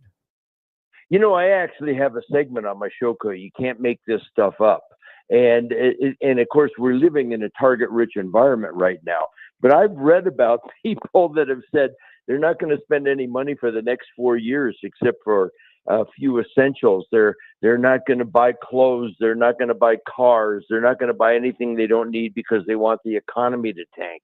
I've seen articles and shared them on the air with women that are going to give up sex for 4 years because, listen, ladies, there's a lot of ladies out there that ought to be out of the gene pool anyway, but I'm telling you, they're going to give up sex for the next 4 years so that they don't bring anybody into the world that could possibly be a Trump supporter. I mean, there's some craziness going out there, and I'm sure that, but you know what they say? Hey, bring up politics at Thanksgiving, and it'll save you a lot of money on Christmas presents. Well, now, what's your advice, Mike Boyle, host of the Restaurant Show on 710 KNUS, also his website, mikeboyle.com. What's your advice to family members getting together less than a week on how to deal with politics? Well, and well, you know what? I'm old enough to remember when your parents told you don't discuss religion or politics. I've got a 24-hour-a-day job trying to run my own life. I'll let other people run theirs. But what I can do, I do think that good food brings us together, Jeff and Bill. That's right. And so what I did was I put together a list of places that people can still accommodate people for the last minute folks. So I thought that I would share some of those places with you. What do you think? I think that's great because, look, we all focus in on the Thursday dinner next week, which is Thanksgiving. Mm-hmm. But if you're like us, we got family members that are going to be in starting Wednesday all the way through the weekend. So what other great restaurants are out there? Where can people go? Well, I thought about, if you want to go in the Denver Tech Center, you've got the prime seafood place, Eddie V's. You've got prime steakhouses like Ruth Chris and the Capitol Grill, and they would love to see you. They take reservations, Fleming's. If you want to go a little bit more casual, the buffets like Golden Corral. I'm going to try to cover different economic stratas. I'm going to try to cover different geographic areas. But the Golden Corral, you know what? They do a wonderful job. View House in Centennial, View House in Colorado Springs. We've got a lot of listeners on KNUS in Colorado Springs. The View House in Springs in Centennial does an extremely beautiful upscale buffet. Runs about $49.95. There's a place out west called The Keg out in Denver West. So you live in Morrison, you live in Golden, you don't want to go too far. The Golden Hotel in downtown Golden is fabulous. You park, you walk through downtown Golden, you go to the hotel right on the river. There's a brand new hotel open at the North Gate for the Air Force Academy called the Hotel Polaris. They just opened 2 weeks ago, and they're doing Thanksgiving. So there's a lot of opportunities. I've got all these places listed on my website, and then for those up and down the Front Range, Jeff, one of our favorite places, the Black Eyed Pea, they don't take reservations, but they're open from 10 to 4 on Thanksgiving. And I'll tell you this, ladies, if you don't want to cook, the Black Eyed Pea has taken the to-go orders to a whole new level. I have been in on Thanksgiving a number of times. Their entire bar at each location will have to-go orders. And you can take it home, and you can have ham, turkey, mashed potatoes, stuffing, gravy, the rolls, the cranberry sauce. Put it on your own china, ladies, and your mother-in-law will think that you cooked it. Oh, hey, I didn't Brilliant. I didn't think of that, my friend. I was thinking just, the no prep and the no dishes. But the idea that you can fool the family members about how good of a cook you are, that's next level, man. That is next level. I love that idea. That's fantastic. Well, and here's another thing. There's some of those like pre-baked hams and turkeys you can buy. I've had to stand in line for like 2 hours to get one of those one time. Yep. And it takes forever. You got to pre-order them. You got the huge wait, all that stuff. With the Black Eyed Pea app, you can get that all done right away and just roll up and grab it. It's amazing. Well, and a lot of times, Jeff, a lot of restaurants will tell you, pick up your dinner the day before. Smart. The Black Eyed Pea, you can pick it up the day of. Wow. So if you're concerned with the heat, if you're concerned with the freshness, you can pick it up right on that day. And by the way, let me put in a little plug for the Mike Boyle Restaurant Show, folks. If you go to my website, mikeboyle.com, MikeBoyle.com, I've listed all these places on the homepage, Jeff and Bill. So that might help people. I know they're driving to work. They can't write it down. They maybe can't remember this. And my contact information is there. And I always take calls and email if that'll help somebody out as well. But there's some really good, a lot of people say, well, every place closes on Thanksgiving. No, they don't. The places that open, they know that it's a big deal and they do it well. So the places I've suggested, you're going to have a good time. You're going to really enjoy yourself. I'll post that on my X account too. But if you go to mikeboyle.com and then under the upcoming events, I think you click on Happy Thanksgiving. You've got all those restaurants listed there. Is that right? Yes, sir. Sure. Perfect. Now you got an event coming up on Saturday. Tomorrow, I'm actually going to be down at a place called Louis Pizza in Colorado Springs because I collect gift cards. We did a toy drive through the show for 20 years. And then all of a sudden, the shutdown, I refuse to call it COVID. The shutdown came in 2020. And TAPS, the organization that supports families that have lost active duty service members in the line of duty, they said, well, we can't do toy drives. We can't get the people together. I said, no. We're going to just switch over and we're going to do gift cards. And it has worked so well, Jeff and Bill, that it's become a national model for TAPS because, maybe you don't need a toy as a young boy or girl. Maybe as a teenager, you'd like some clothes. So people are giving $25 gift cards to Walmart and Amazon. And yes, they give them to restaurants as well. So tomorrow is the big day when people will bring the gift cards to me. And last year we put together, $15,000 in gift cards. It may not sound like a lot, but when you're doing it in $20, $25 increments, and then the TAPS coordinator for the state can make sure that the people that need it all over the state of Colorado, maybe you're a widow with a child, maybe you're a widow with 2 or 3 or 4 children, that way the coordinator can coordinate those gift cards. And so that information is on my website. That is so cool. And I love the fact that you do that because with those kids and those families involved in TAPS, and understand that, for people of our age, the idea of just handing them a gift card doesn't seem personal because you haven't picked out a present. There's not that joy of, oh my gosh, opening it up. But what the audience should understand is with those TAPS gift cards, what you're allowing those families to do is to make their own choices. You're giving those kids the opportunity to go shopping for themselves, to choose the things that they want more than anything else. But more than that, imagine when you're a kid and you remember that moment when you're walking down that toy aisle and you have your allowance money in your hand and it is a world of possibilities. That's what you are handing them with those gift cards. You are giving them the choice. You're giving them that world of possibilities that you enjoyed as a kid. Same thing with the restaurant gift cards. You're giving them an opportunity to go out and have something special that they normally don't, that they may not have the ability to, they may not have the financial resources to, or anything else. It just could be a very nice break from getting out of the house, spending time with the family. You know how much fun you have when you're out sitting with restaurants and how it's different than when you're all sitting around the table. It's a different experience. It's a different sense of community. And also, as those kids and those families are sitting there,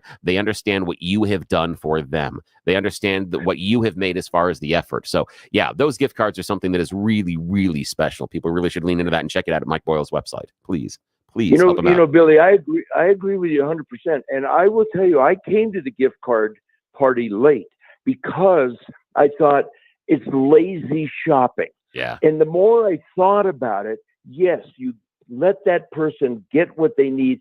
It's actually a gift selfishly, Bill and Jeff, that gives twice.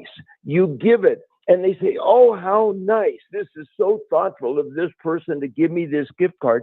And then it actually gives again when you go use it at the restaurant or at a store or on Amazon. So there's just a lot of benefits with those gift cards. All right. So Mike Boyle, I got to ask you this question. I'm ask you this, Billy, too. Top 2 things you got to have in your Thanksgiving dinner and 2 things you never want to see at your Thanksgiving dinner. Go ahead, Mike. Mashed potatoes and gravy. I'm a bachelor and I don't cook mashed potatoes and gravy. And when I can go out and get it and get some stuffing, yeah, I love the turkey. Yeah, I love the ham. But my Thanksgiving's got to have mashed potatoes, stuffing, and gravy. Oh, that's a good one. As far as the thing that I never want to see on a Thanksgiving presentation, liver and onions. And now that's a callback. And I know that listen, liver and onion eaters, they're a cult. And you know what? They love it. I'll tell you something else too. I really don't like, I was being a little silly with the liver and onions. I don't like cranberry sauce that has the berries in it. I like it the smooth cranberry sauce. Right out of the can? Yeah. Yep, right out of the can. Yeah, see, and I can see that, and I understand that liver and onions reference. I know you're saying, and this guy's the restaurant guy. No, right, you're right playing, out of the can. you're playing my song, Mike. One, because the liver and onions call back, because a couple of months ago I was talking to my kids and we're talking food, etc. And I talked to them about how my mom made liver and onions as a kid, and they looked at me with a kind of a stare in their eyes, as if I was raised feral, as if it was just. Yeah, you know what? Yeah. They should have called social services about that. Yes, they should have. They really should have. Now, I like the jellied cranberries because for me, that is a must-have, and it breaks my mother's heart. Oh, yeah, because she's from Wisconsin, and she has an amazing cranberry recipe that is wonderful. It is a family secret that once she passes away, I'm going to get it, and it's going to be wonderful, and I'm so excited because it is delicious. But if I don't have that cranberries that go as they fall out of the can, it's not Thanksgiving. And it disappoints my mom every single year. Now, for me, this is something that is somewhat of a problem inside of our family. I cannot stand yams. That yams, the stupid marshmallow stuff on top is ridiculously stupid. Yeah, I hate it. And for some reason, I have done a very, very poor job parenting because most of my kids like it. And my wife does as well. So I don't know why, but I'm cursed with that on the table every darn Thanksgiving. Are your kids adopted? Well, no, but if you're interested, I'll give you the yam ones if you want, because I don't need them around Thanksgiving at all. You can have them if you want. Well, listen, I appreciate the time. I know the listeners appreciate the time, and all I would say from the heart is I hope that all of the listeners to KNUS just have a wonderful, wonderful Thanksgiving. And if there's anything I can do to help you get out and about, to find a place, just go to my website. My cell phone is there. I take myself. I'm one of these people that answers the phone, and send me a text, call me, send me an email, and I'll do whatever I can to help you enjoy your Thanksgiving. Lots of great options provided by Mike Boyle. You can learn more by going to mikeboyle.com. Mike, thanks so much for taking time to join us today. Yeah, thanks, and happy Thanksgiving if I don't get to see you. And thank you so much for having me. Great job, guys. Mike Boyle with the Mike Boyle Restaurant Show on 710 KNUS, Saturdays 3 to 5, Sundays 10 to noon. Hands down, best restaurant show in the city, and has Absolutely. been for decades. And Bill, I have had this thought. Yeah. Not just now, but in the past, Mike chose a better career path. Oh, absolutely. I spend my time with politicians. Yeah. He spends his time with small business owners, entrepreneurs, restaurateurs, traveling, eating. We are we're social media friends, and I am often disappointed in my choices in life when I scan his, and he's like, "I'm eating here today. Look at this wonderful restaurant on my way to Mexico." Yes. And the number of amazing restaurants that he finds in and around the Denver metro area is ridiculous. And I'm like, there's sometimes he finds things in my area, and I'm like, I didn't know about that. How come I didn't know? And he's there eating, and of course, the plates look great, and he's telling the story about the restaurant. Yeah, he's a great guy, and especially what he's doing for Taps. That is a really special thing in my heart as well. So check out MikeBoyle.com. If you can help him out with the gift cards, that is fantastic. And also, he's got some great recommendations if you want to fool the family on how good of a Thanksgiving cook you are. Just don't do the dishes. And I'll be honest, no one cares if you were the one that did it. It's nice that you put in all the work, and we don't want to dismiss that. But at the end of the day, it's about quality. Yes, you are and absolutely good tastes. Right. Yep. And you know what? If you go out there and you get it from the Black Eyed Pea, great. People have a wonderful experience. Oh, yeah. You don't have to put yourself through all that stress. By the way, speaking of Black Eyed Pea, do want to remind you this Thanksgiving, they're open from 10 a.m. to 4 p.m. But with all the family coming into town, they've got these daily specials. They've got senior discounts. Be sure to check out their new menu items, the stuffed spuds, 8 different and delicious baked potatoes.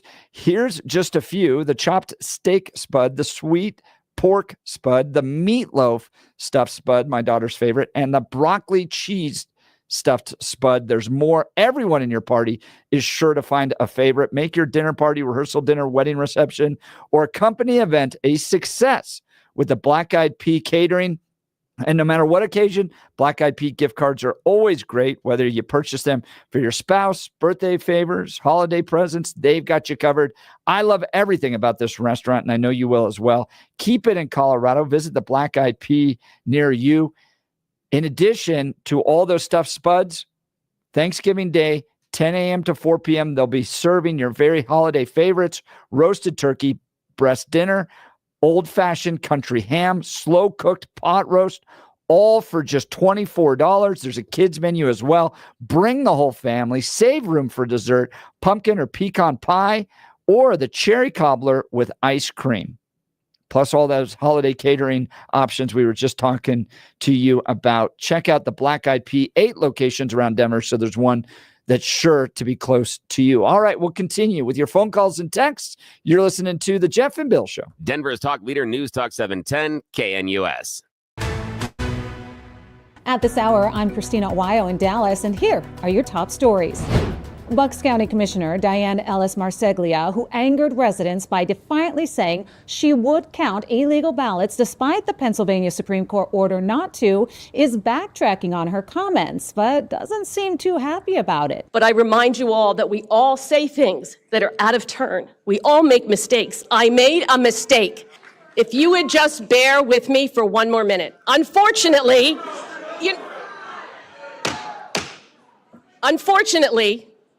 I took my frustration out on the Pennsylvania Supreme Court. The Democrat members of the board were pummeled during a commissioners' meeting by residents who didn't take too lightly to them breaking the law. I know this pains you losing liberals, but you're going to have to get some TDS training. It's called Trump derangement syndrome. Because there's not going to be any more DEI. There's no more men and women's sports. There's not going to be any more rapists and murderers coming over the border. You've called all of us here extremists, MAGA extremists, white Christian nationalists, all kinds of horrible names. Compared to all of you, being called garbage doesn't seem to be so bad. That's what you need to know at this hour. In Dallas, Christina Wyo, Salem News Channel. RockyMountainBargains.com, where you'll always pay half price. Why pay retail when you can get what you want at 50% off? Just go to RockyMountainBargains.com and save. Here's this week's featured item. A Keurig K-Supreme Plus Smart Serve coffee maker valued at $200. Get it now for half price. Get it now at RockyMountainBargains.com for 50% off. RockyMountainBargains.com, where you always pay half price. Restrictions apply. Go to RockyMountainBargains.com for complete details.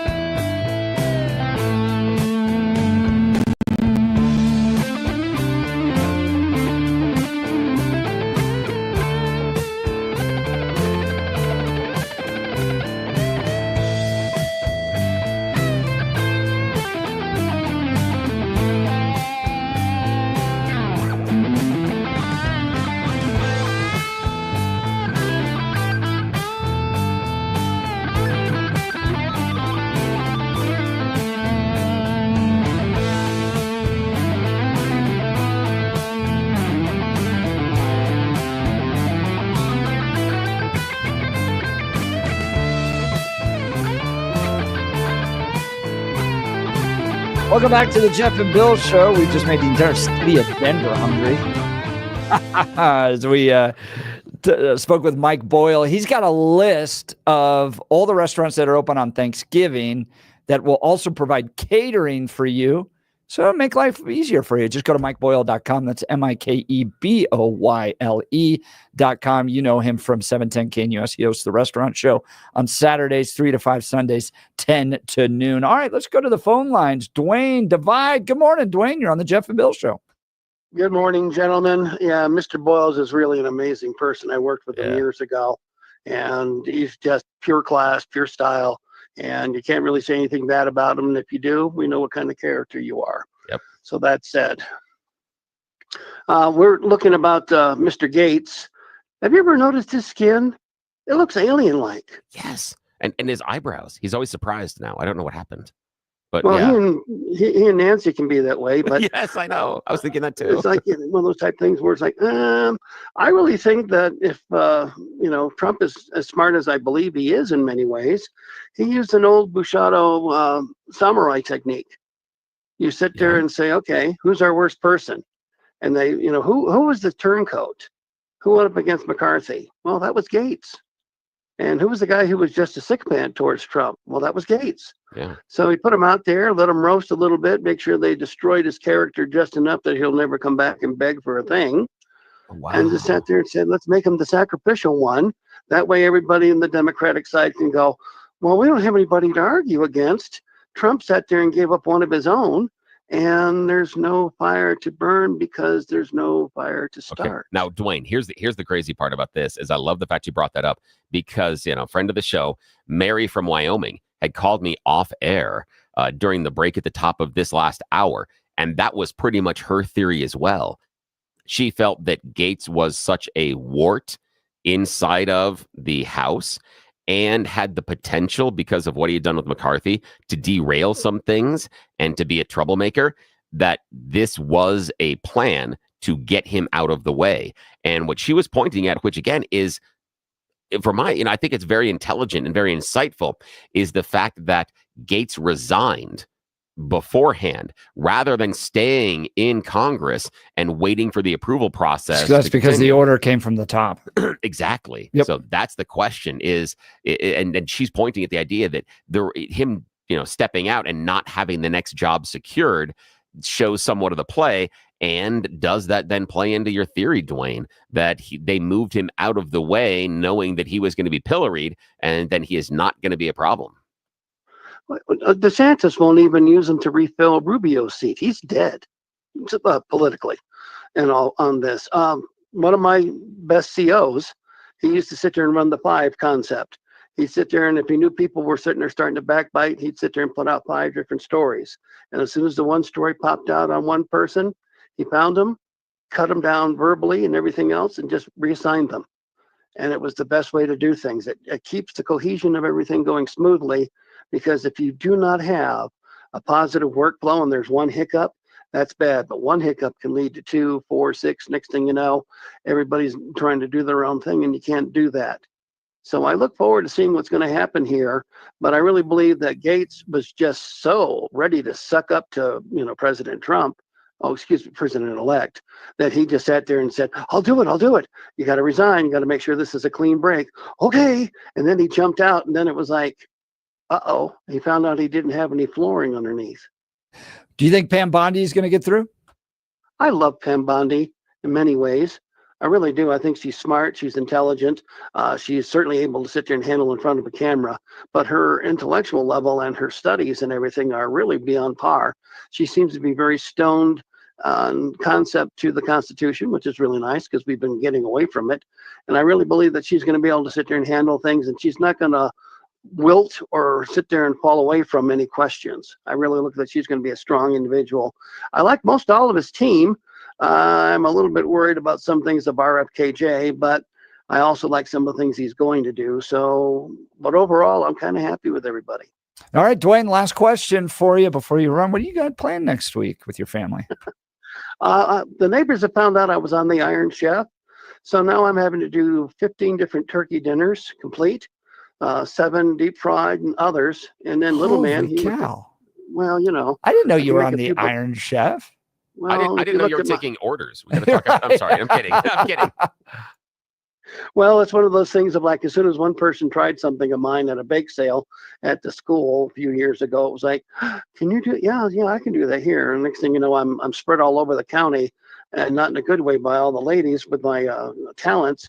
And I sit there and I do different things. But yeah, I got 7 deep fries I got to do. And the whole thing I do is I get it to where half an hour in the oven, everything comes out perfect.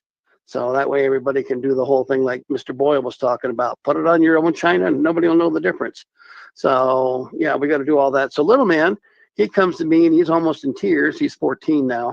And I was like, what's the matter, buddy? He goes, you're making all that food. I said, yeah, I know. He goes, I said, what do you want? You want a turkey roll with bacon or something? He goes, Uncle Dwayne? I said, yes, sir. He goes, can I just have your nachos? Excuse me?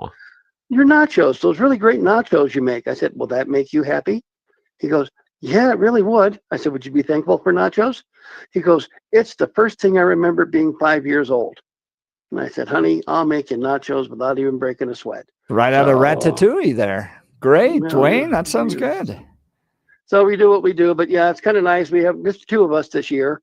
Unless we can find some lady that'll sit there and take the calming solution, i.e. chloroform, and then sit at the table and not be crying, going, I don't want to die. Otherwise, we should have a pretty good time out here for Thanksgiving up here in the mountains. That's great. Dwayne, great call. Really appreciate it. Thanks so much. Yeah, we'll thanks a lot. continue with your phone calls and texts. You're listening to The Jeff and Bill Show. This is Denver's talk leader, News Talk 710 KNUS.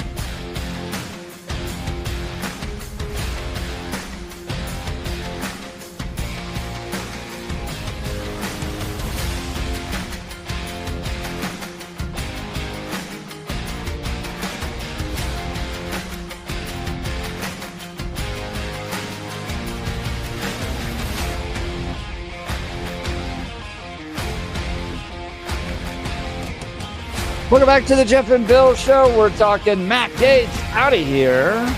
What's he going to do next? Let's go to Malcolm. Aurora, good morning. You're on the Jeff and Bill Show. Good morning. I think, underline the word think, that you're incorrect because he resigned his present Senate seat, but he is also the elected, so he can go in right after as the elected.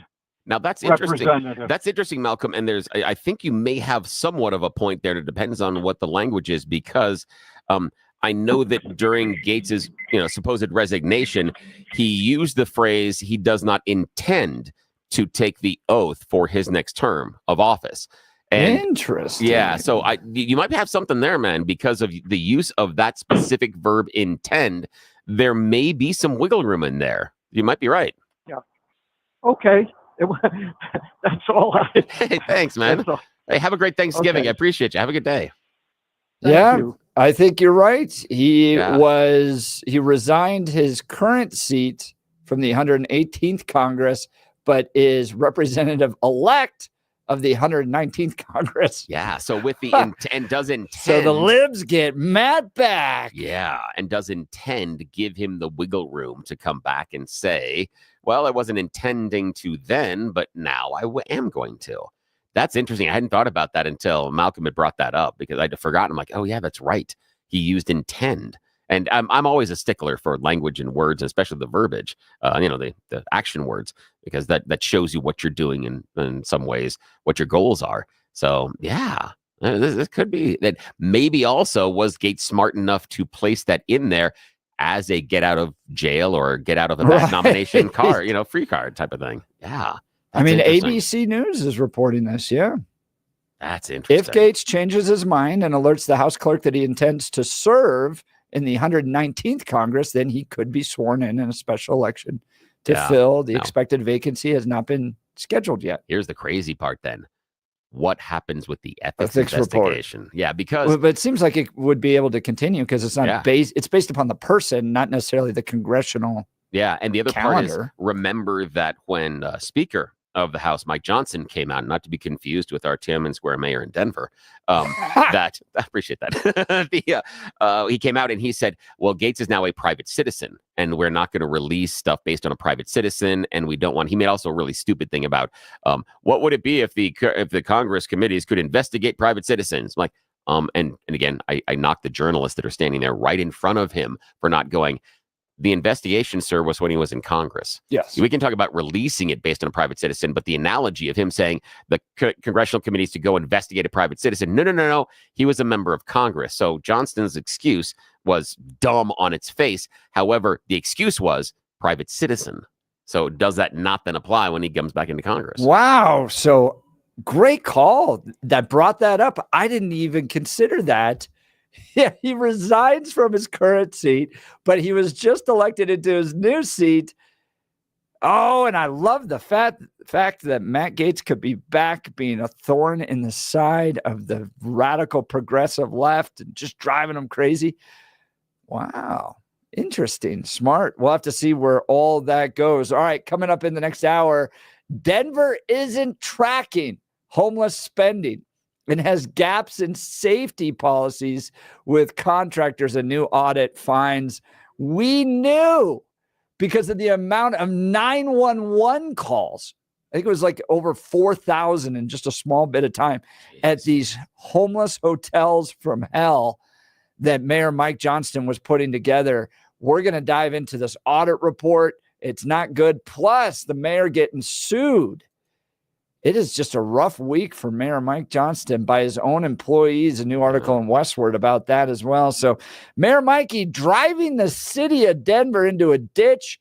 9 News has an article yesterday. Nobody on the 16th Street Mall wants to work down there anymore. That's awful. It's just getting worse and worse.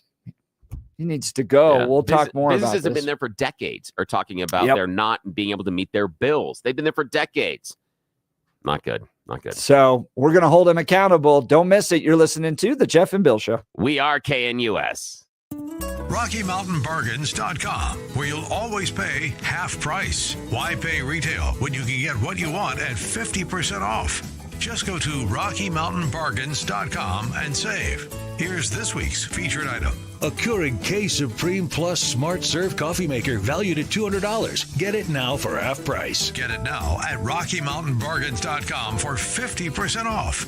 RockyMountainBargains.com, where you always pay half price. Restrictions apply. Go to RockyMountainBargains.com for complete details.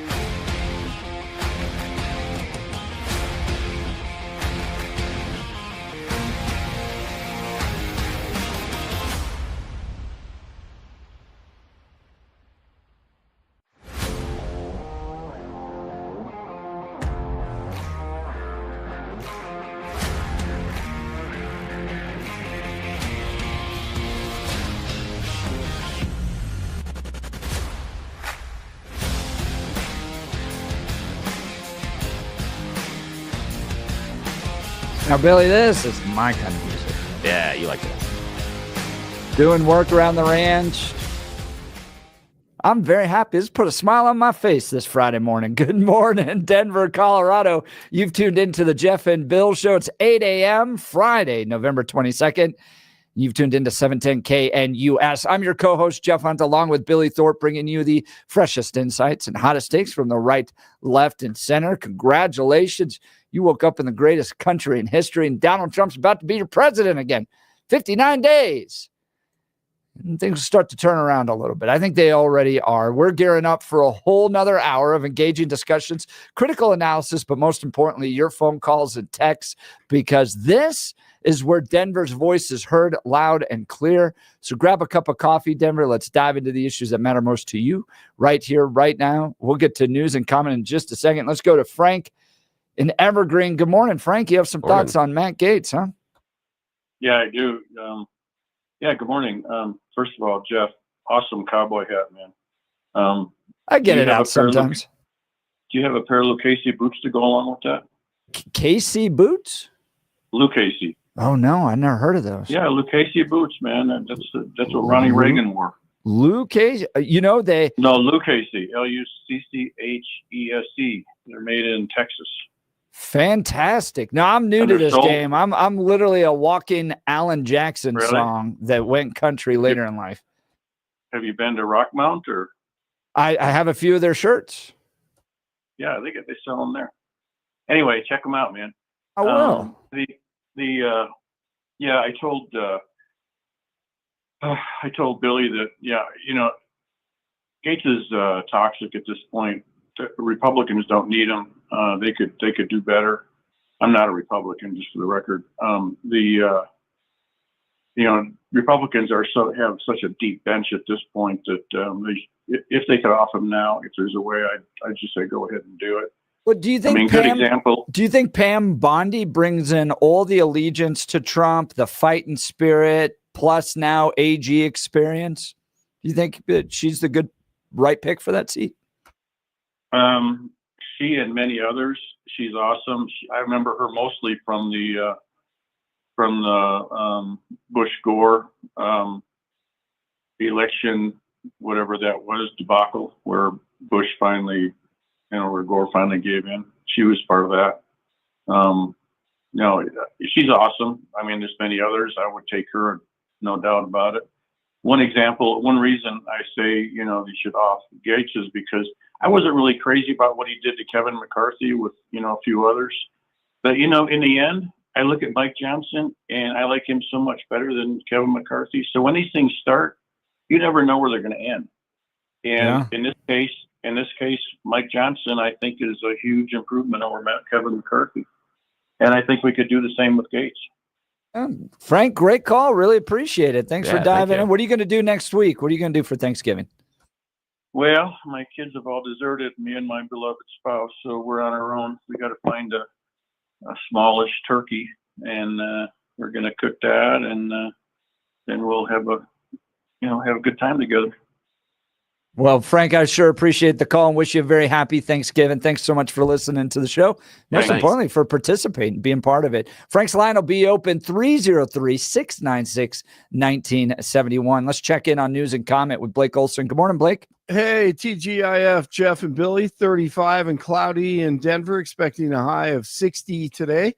The 7-10 5-day forecast coming up. Our top story, Russia's confirmed they launched a new medium-range ballistic missile into Ukraine. Russian President Putin said his country had employed a non-nuclear hypersonic ballistic missile to strike a military factory. The Russian leader said the test of the weapon was in response to the U.S. authorizing Ukraine to fire American-made long-range missiles into Russia in their ongoing war just a few days ago.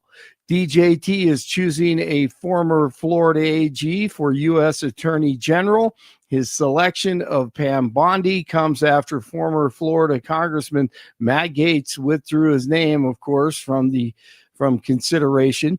Here she is in action 10 years ago. And I'll tell you, it's bad enough in one thing to profit from poisoning others, but it's another when you bring drugs from Mexico into our country, California, Texas, Georgia, and end up in our state and do it with impunity. Because when you're in this country illegally and you're doing things illegally, I want to tell you, and you wind up in Polk County, Grady Judd is going to find you. The DEA is going to help them. And my statewide prosecutors are going to lock you up for as long as we can. The first opinion of the Supreme Court's term expected to be released this hour. The High Court heard 9 cases in October, including arguments over federal court jurisdiction, so-called ghost guns, and the Oklahoma death penalty. Almost 3 decades after his daughter was murdered, John Benet Ramsey's father is still hopeful her killer will be caught. John Ramsey, now 80, told the Today Show he hopes advances in DNA technology can help open new leads in the 1996 murder. I believe it can be solved if the police accept help from outside their system. Today, finding the killer is not going to change my life. I've lost JonBenet. It's not going to bring JonBenet back. I would like to close this chapter. A new Netflix docuseries will be released next week. The Denver Public Schools Board of Education unanimously voted to close or restructure 10 schools due to declining enrollment. The board voted to close 5 elementary schools. In a statement, DPS Board of Education President Dr. Carrie Olson, no relation, said the decision was made to ensure the district stays financially viable, not just now, but into the future as well.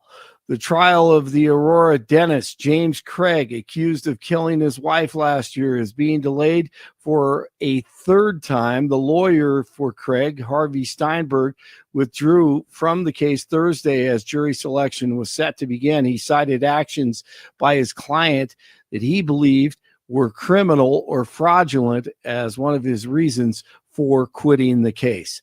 Security will be on high once again at this year's Macy's Thanksgiving Day Parade. Federal authorities say there is no known credible threat against the parade, but the event could be an attractive target for both domestic and foreign terrorists.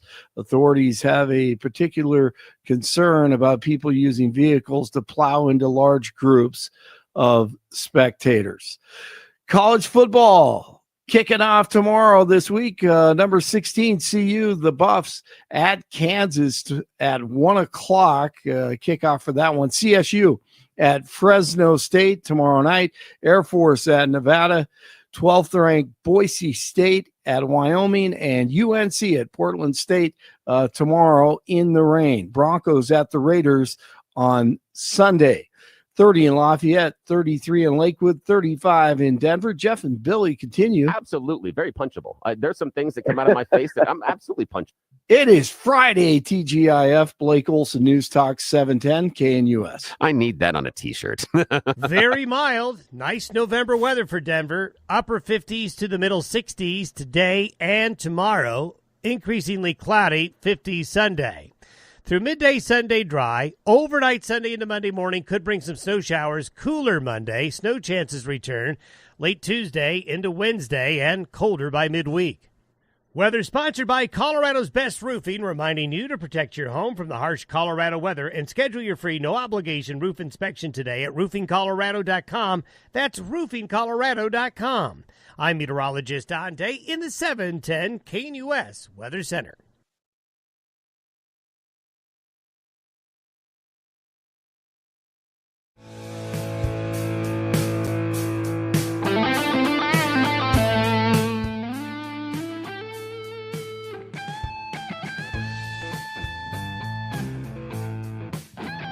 Well, Mikey Johnston's been having a month. He tried to get that sales tax to provide affordable housing. That failed. He goes and puts his foot in his mouth saying he's going to order the Denver police to confront immigration officials. So he wants the Denver police armed to stop Donald Trump and the mass deportations. That is going to have to be walked back because that's becoming a national story. We've already talked about that. 2 other stories. All right. Audit comes out yesterday looking into the city of Denver's homeless hotels, because what Mayor Mike Johnston, his whole theory is that if we just provide housing first, it's not just him, John Hickenlooper, others, most progressives, let's just get them a home, get them out of the streets. Then we can get them into the process of, helping them, all that stuff. Well, an audit came out on some of the practices, and it's not good. Listen to this. This is Channel 7 reporting. Denver doesn't know how much of your tax dollars it's spending on homelessness. Wait, hold on. Did you say they don't know? Like, you come and you say, it's like we don't know? How? Oh, wait. Okay. I'm not the brightest bulb in the tree, but I'm trying to be mad about this. Who's writing the checks? Who has the account book? Because I've worked with accountants before. I've worked with CFOs before. You're never going to guess on this one. There's a ledger. And in the ledger, it writes down the deposits, and it writes out the withdrawals, and there's a system, and there's a spreadsheet normally, and we don't have any of that. No. What? Not any of it. Well, so here's where the gaps are. Oh, good God. And anybody who's run an This is a organization, nightmare. I ran a think tank, I've run a business. I could count and tell you where every penny of the organizations I oversaw went. I knew all of it. It's not that hard, okay? But there's one way around it, Bill. Yeah. And they sure implemented it on this one. And that is non-specific invoicing. Oh, geez. So you don't tag what it is that you're paying for. Ah, crap. You just Why would you do that? You know why? I know, but it's just the idea. If it's why would you? And this is the thing is, this is the part that really, really frustrates me at the core. Is these are the people that are in charge of the city, and these are the people that are in charge of spending our tax dollars. And the one thing that they weren't concerned about in this instance is how they were spending the money and where they were spending the money. And we know that because they didn't keep track of where it was going. How do you possibly post-mortem any sort of program if you don't know how much you spent and where you spent it? How do you possibly ever come to an agreement or an evaluation on the efficacy of said program? This is tantamount to deciding inside of the Denver public schools that, one, we are not ever going to issue grades on an assignment, nor are we going to tell you whether or not you graduate. You're going to have no evaluation. There's going to be no way to figure out, one, how well the school is working, and two, how good the students are doing on this process. Because we're not going to monitor, we're not going to evaluate, and oh, God forbid, we actually look at where the money's going. That who runs their family life that way? Well, exactly. So the hell? Here, if you want to hide something in a invoice, what you do is you make it very general. So if Bill hires me to do his lawn work, okay, and I want to somehow skim off the top or pay somebody else or do something else, I'll send an invoice for $1,000, right? Now, I will just write an invoice that says, Jeff, lawn care work, to Bill, $1,000. You have no idea how much the gas cost. You have no idea how much the plastic bags to put the leaves in cost, my rake, my time, none of that stuff. I just send it to you.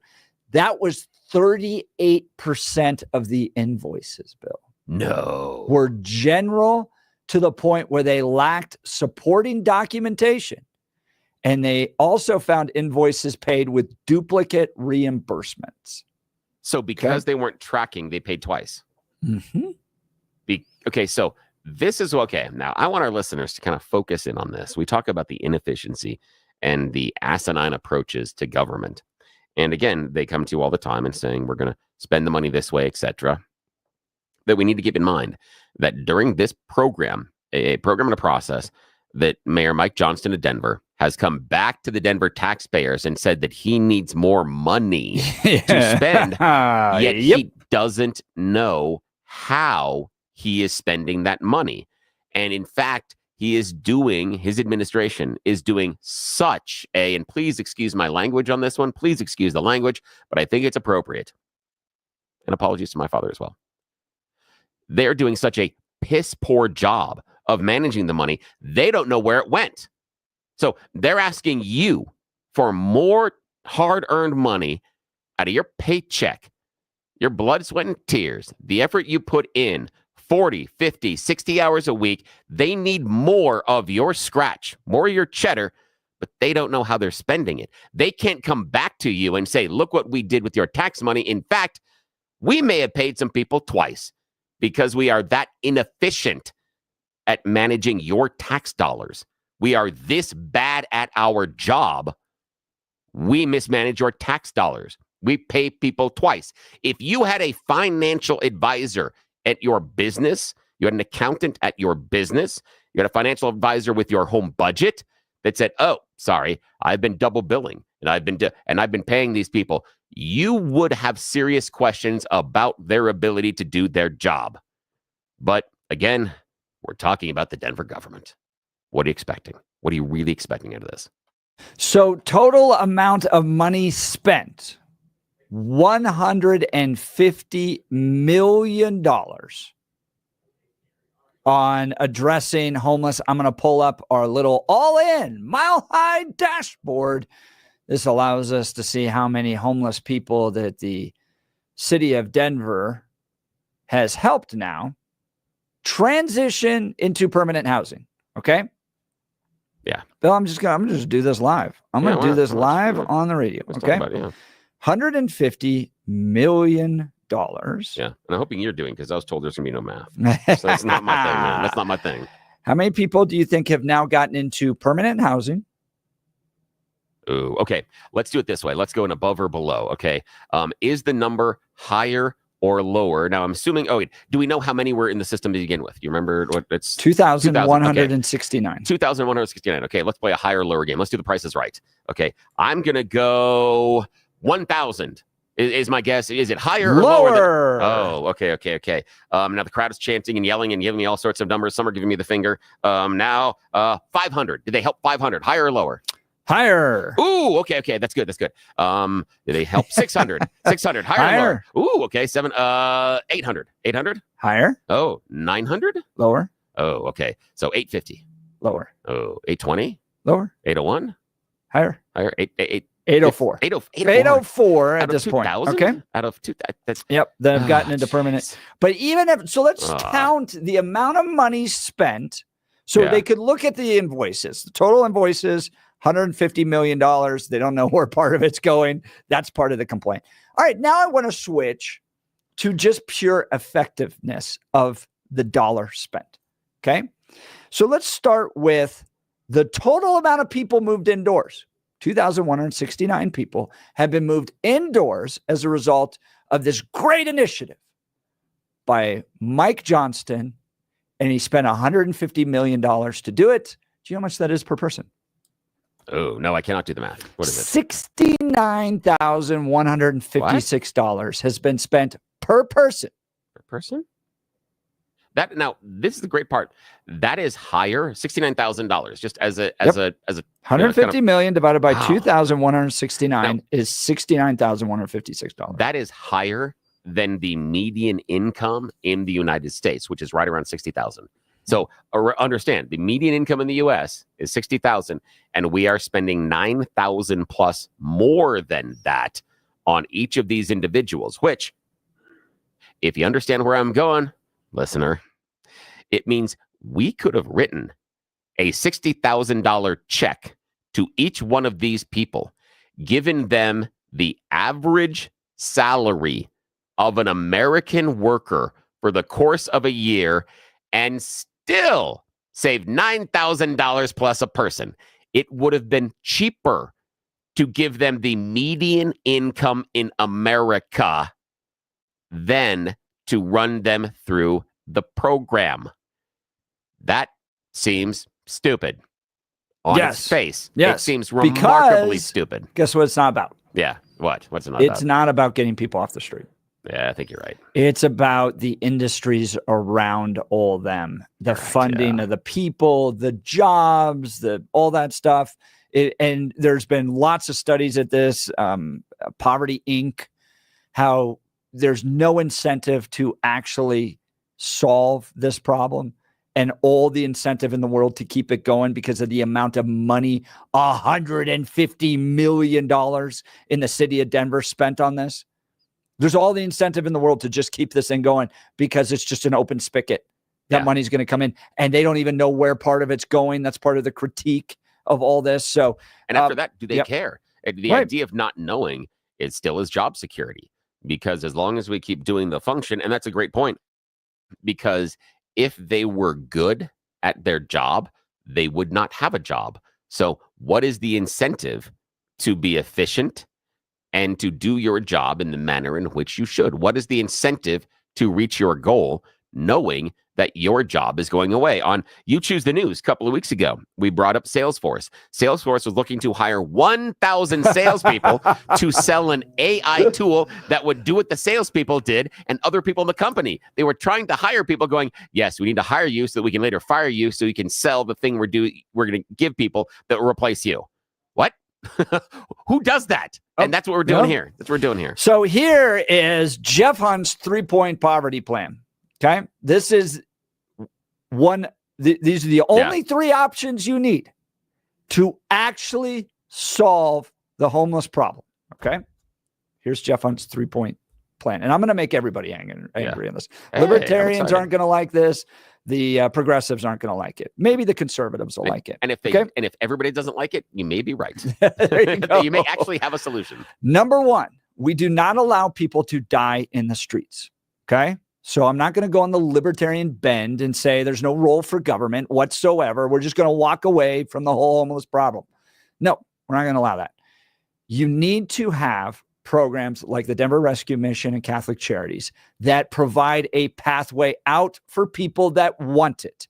So if you find yourself in such a dire financial situation that you don't have family and friends that are willing to help you anymore, you've lost your social capital, you've lost your economic capital, and you are living on the streets, you have to have programs that are primarily faith-based that will help get the skill sets necessary for you to build out of that. And you have to want it, and you have to build out of it. And those charities, Catholic Charities, Denver Rescue Mission, wonderful organizations, we have to have those, okay?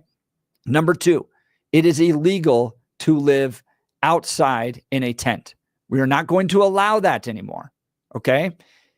You just can't do it in the city of Denver. You want to go do it somewhere else? Well, the other cities can deal with it as well, but this is the Highlands Ranch approach. No more handouts, no more sleeping, no more camping, none of that stuff. We're done with it because businesses downtown aren't thriving anymore because of it, because of the crime, because of all the problems. We're done with it. You've got to leave the city of Denver. If you're not willing to go to Catholic Charities or the Denver Rescue Mission and go get help, you've got to leave. The third alternative, and I think this is a compassionate alternative. If you are not willing to get help, you want to live drug addicted, and the city of Denver is not going to allow you, we are going to intervene so much in your life that we're going to put you in prison.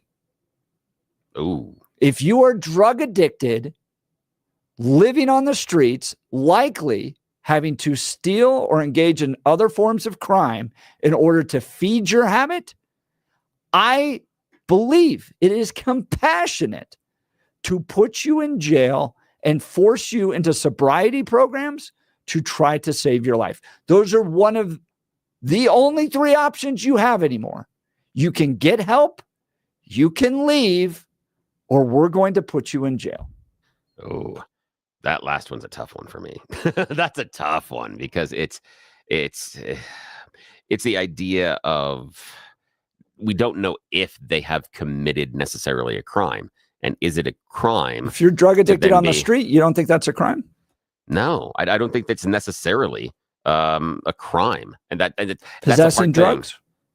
Well, some drugs are legal here, but even then, the possession, and you want to put them away for a little bit of possession, okay, but normally those are going to be misdemeanors based on the amount because these guys are not going to be the high rollers. They're going to be buying, the tiny amounts. They're going to be looking at just trying to get that fix for that day. Yep. And you don't try to buy more than that because you can be robbed. And so you don't think it's compassionate? I know it's hard. I know it's very hard, and it's tough.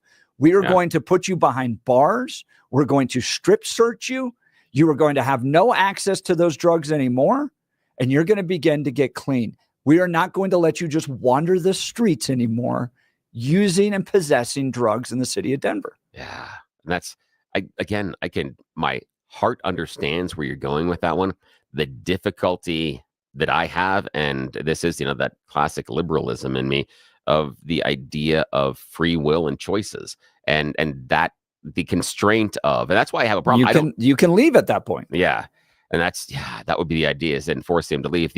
if you would also throw in, transportation out of the area, maybe I'd be more, right? So it's one or the other. Either you're going to go to jail or you're going to go this direction.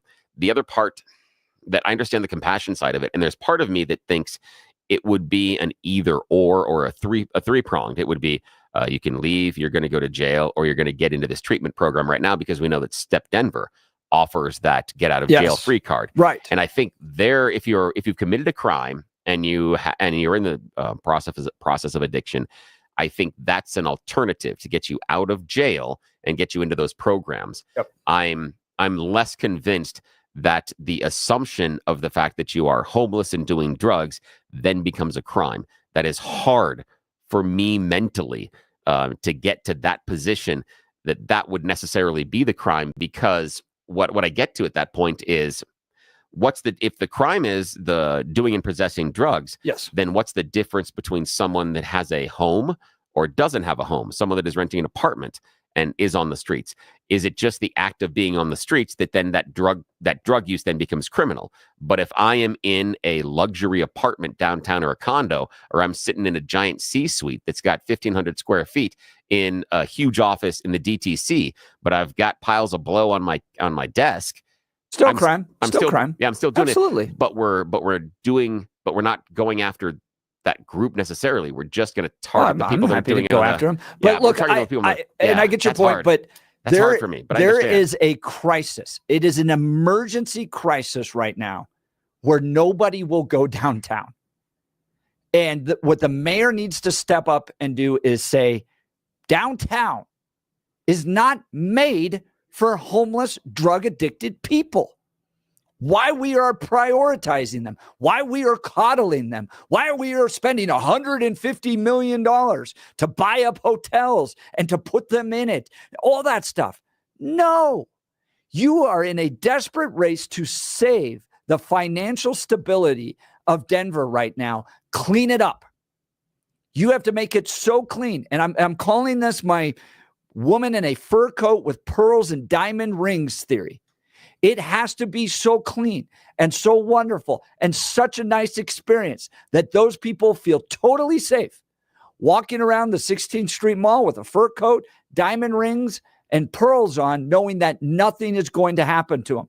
When you do that, you create such a safe place that people want to come and spend their disposable money. Now you have tax revenue that the city of Denver, if you want to go do little progressive special ideas, okay, all that.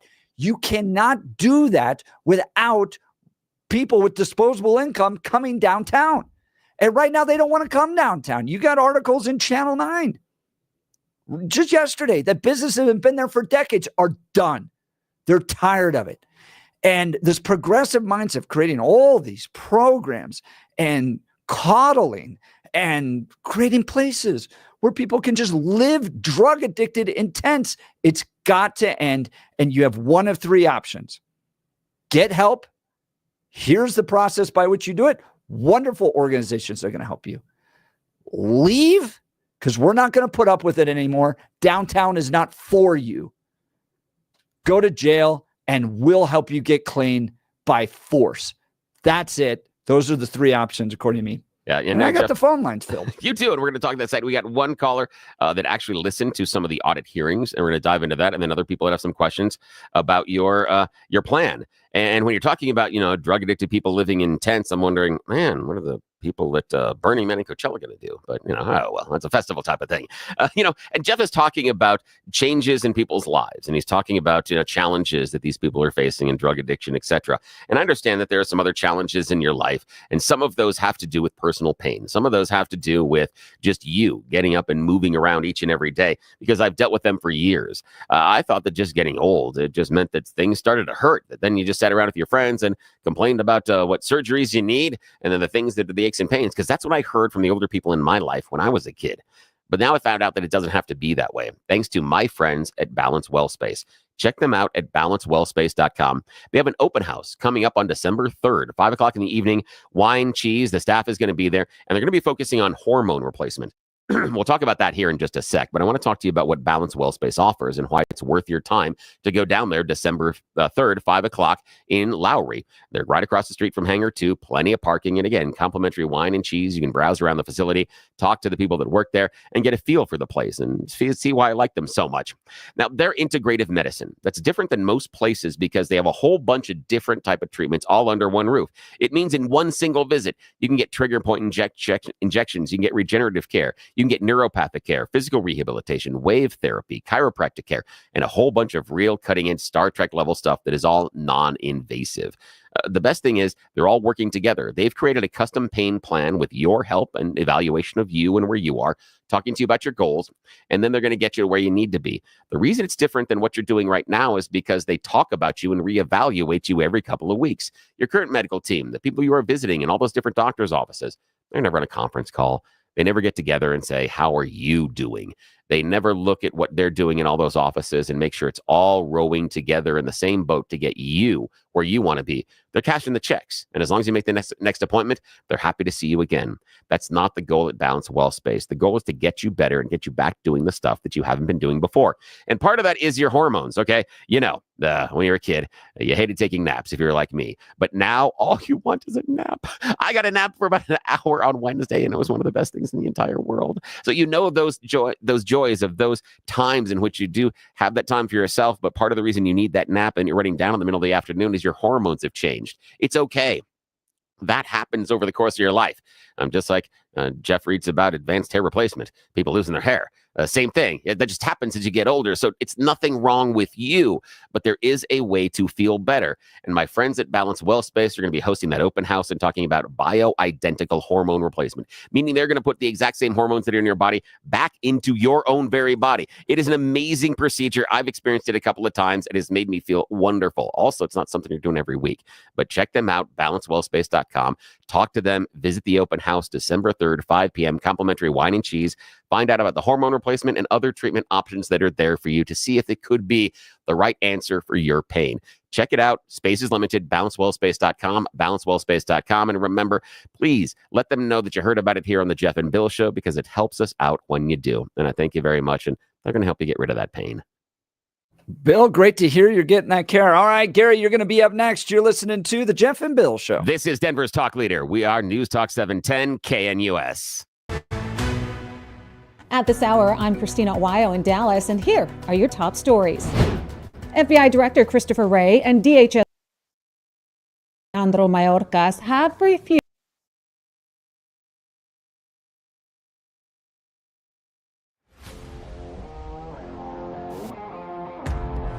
RockyMountainBargains.com, where you'll always pay half price. Why pay retail when you can get what you want at 50% off? Just go to RockyMountainBargains.com and save. Here's this week's featured item. A Keurig K Supreme Plus Smart Serve Coffee Maker valued at $200. Get it now for half price. Get it now at RockyMountainBargains.com for 50% off. RockyMountainBargains.com, where you always pay half price. Restrictions apply. Go to RockyMountainBargains.com for complete details. At this hour, I'm Christina Wyo in Dallas, and here are your top stories. FBI Director Christopher Wray and DHS Secretary Alejandro Mayorkas have refused to testify publicly during the Senate hearing on Homeland Security. Instead, the pair said they would testify behind closed doors, a move that's being heavily criticized by the GOP, who says they have major concerns about oversight and accountability when it comes to national security issues. The Senate Homeland Security Committee Chairman Gary Peters said Mayorkas and Wray's refusal to appear is a shocking departure from the 15-year tradition of holding the annual hearing on worldwide threats. However, both the FBI and the DHS said they have information that can only be provided in a classified setting. But Peters rejected their excuse, saying not having a public hearing robs the American people of critical information. This is the second hearing that they refused to publicly testify at. Sales of existing U.S. homes rose in October, marking the first annual gain in more than 3 years. Experts say people are encouraged by lower rates and more properties on the market. Sales were up 3.4% last month from September for an annual rate of 3.96 million, according to the National Association of Realtors. That number matches the annual pace set in July. Sales rose 2.9% compared with October last year. That's what you need to know at this hour. In Dallas, Christina Wyo, Salem News Channel.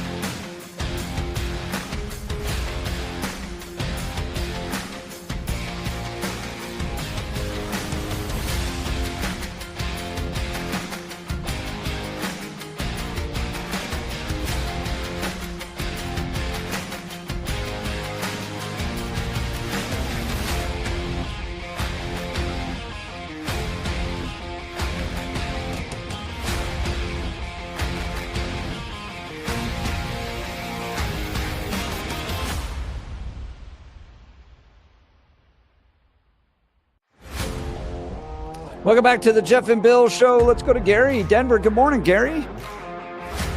Good morning, guys, and happy holidays. Thank you. You too. Yeah, same to you. Yeah, I watched the audit committee meeting, which was broadcast live yesterday, and they basically ripped them a new one. The people from, it's called HOST, which is Denver's Department of Housing Stability, HOST. And they had the executive director, Dr. Jamie Reif, and her background is she has degrees in Spanish and sociology. and they're, no financial background. And basically the way they couldn't report how much they spent from 2022 through the first quarter of 24.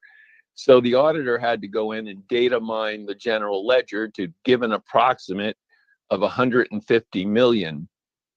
And they weren't reviewing invoices or supporting documentation. And you had mentioned 15 invoices, but they only selected a total sample of 40 invoices, 40.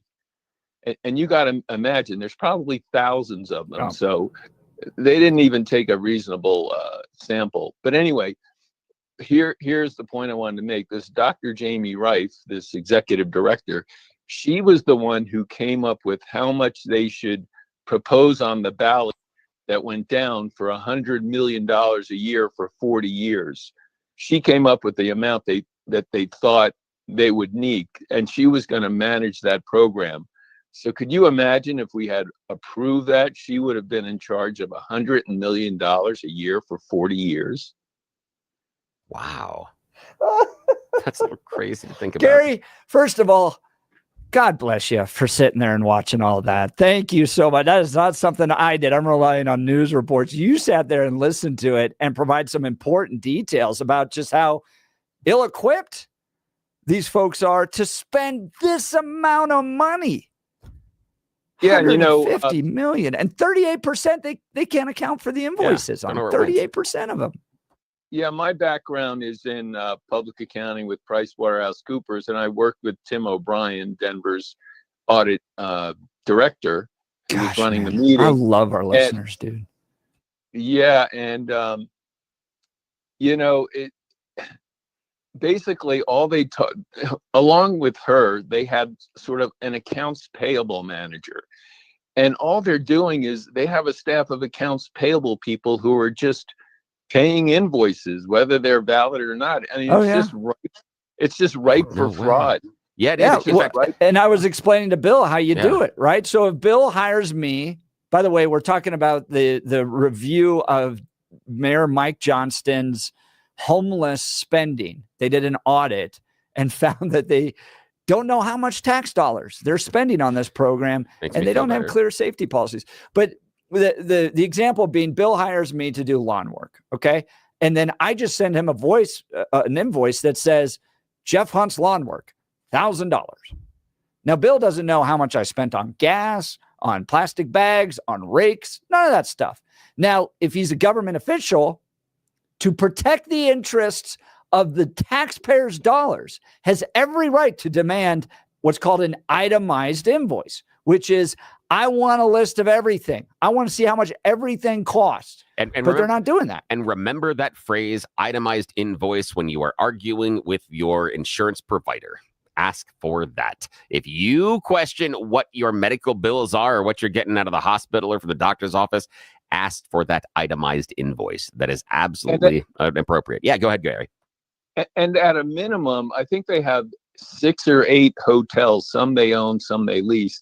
But at a minimum, if you're not doing that detailed review of invoices, you should have, but they only have an accounts payable department. You should have a controller, I'd say. Maybe they should, and that would maybe look at month-to-month fluctuations. So, if we paid this particular hotel $10,000 last month, and this month we got invoices totaling $50,000, you'd say, well, wait a minute, 10,000 to 50, what happened? But they do no financial analysis. They're just processing invoices. I mean, they should have, at the meeting, they should have done a Donald Trump and say, Dr. Reif, you're fired. Yes, they should have. And Gary, and you're absolutely exactly right about the potential for fraud, because I do spend my time on some of the weird side of the web, and I run across stories all the time about companies being scammed through fake invoices that they are just sent, and the accounts I was payable just go ahead and thinking do that. it. Like somebody, I don't want to encourage anybody,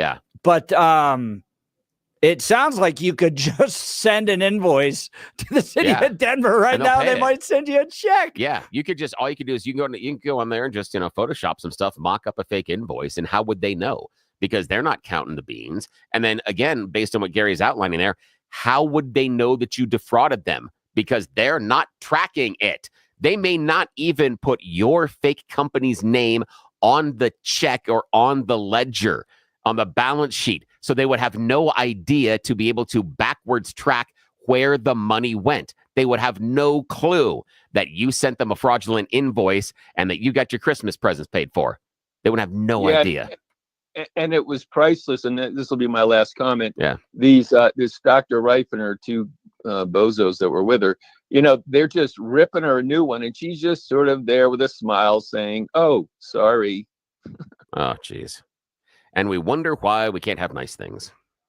Only, I agree with much of what Jeff said. And the only way we're going to do it, change this administration, it might take a while, but we need to keep revealing the way they're dealing with these things right now. Gary, that's all we can do. You are a gift. Thank you so much for taking time to watch Yeah. that, to call us. And, Oh, and man. I'll say it again. We have the best listeners in Colorado. We do. Happy By Thanksgiving, far, then, Gary. too. Appreciate you so Dude. much. His line will be open 303-696-1971. Another great guy I love who just run for office, Dan. You'll clean it up. I know you will. Dan Caplis and Dan Caplis Law. I've known Dan for well over a decade. He's pro-life, pro-family, pro-America. He shares our values, okay? He's the son of a police officer. He's a former seminarian. He's just a really good guy. That matters because, you don't want to hire somebody you just saw it go by on a bus billboard. Hire somebody you can trust. That's Dan Caplis with Dan Caplis Law. All right, but can he win in the courtroom if you're hurt in an injury case? Absolutely. Listen to this. He's believed to be the only lawyer in Colorado history to win 5 straight multi-million-dollar verdicts in Colorado crash cases. Then listen to this. It gets even bigger. Dan is also believed to have won the largest truck crash verdict in Colorado history. Look, if you're hurt, you got to give Dan Caplis a call. He's the official law firm partner of the Denver Nuggets and the Colorado Avalanche. Dan Caplis Law, serious firm for serious cases. You might say to yourself, I can't afford this guy. It's not true, because Dan, motivated by his faith, is willing to accept righteous injury cases on a percentage fee basis. That means he wants to help good people from all walks of life without regard to ability to pay. Okay. Chances are you're not on the side of the road in a car accident right now. So you got to put his phone number in your phone now. So if that does happen to you and you're having to call the police and your insurance company and family and all that stuff, it's real easy. You're not scrambling around searching for it. Okay. Here's Dan Caplis Law phone number, 303-770-5551. That's 303-770-5551, or hit dancaplisLaw.com. That's Dan, CAPLIS law.com. We'll get to the calls next. Julie, Nick, you're up. You're listening to the Jeff and Bill Show. Denver's talk leader, News Talk 710, KNUS.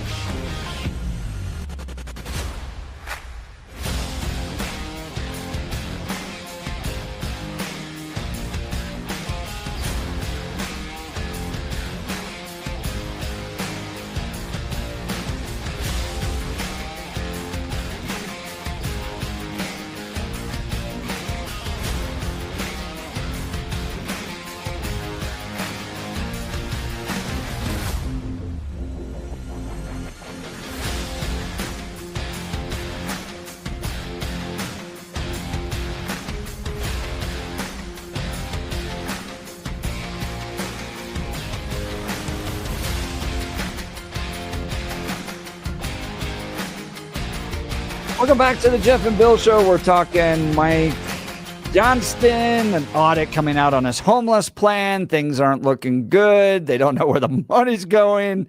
$150 million, but 38% of it, which is very general invoices. It's been a rough week for Mikey. Let's go to the phone lines. Julie Littleton. Good morning, Julie. You're on the Jeff and Bill Show.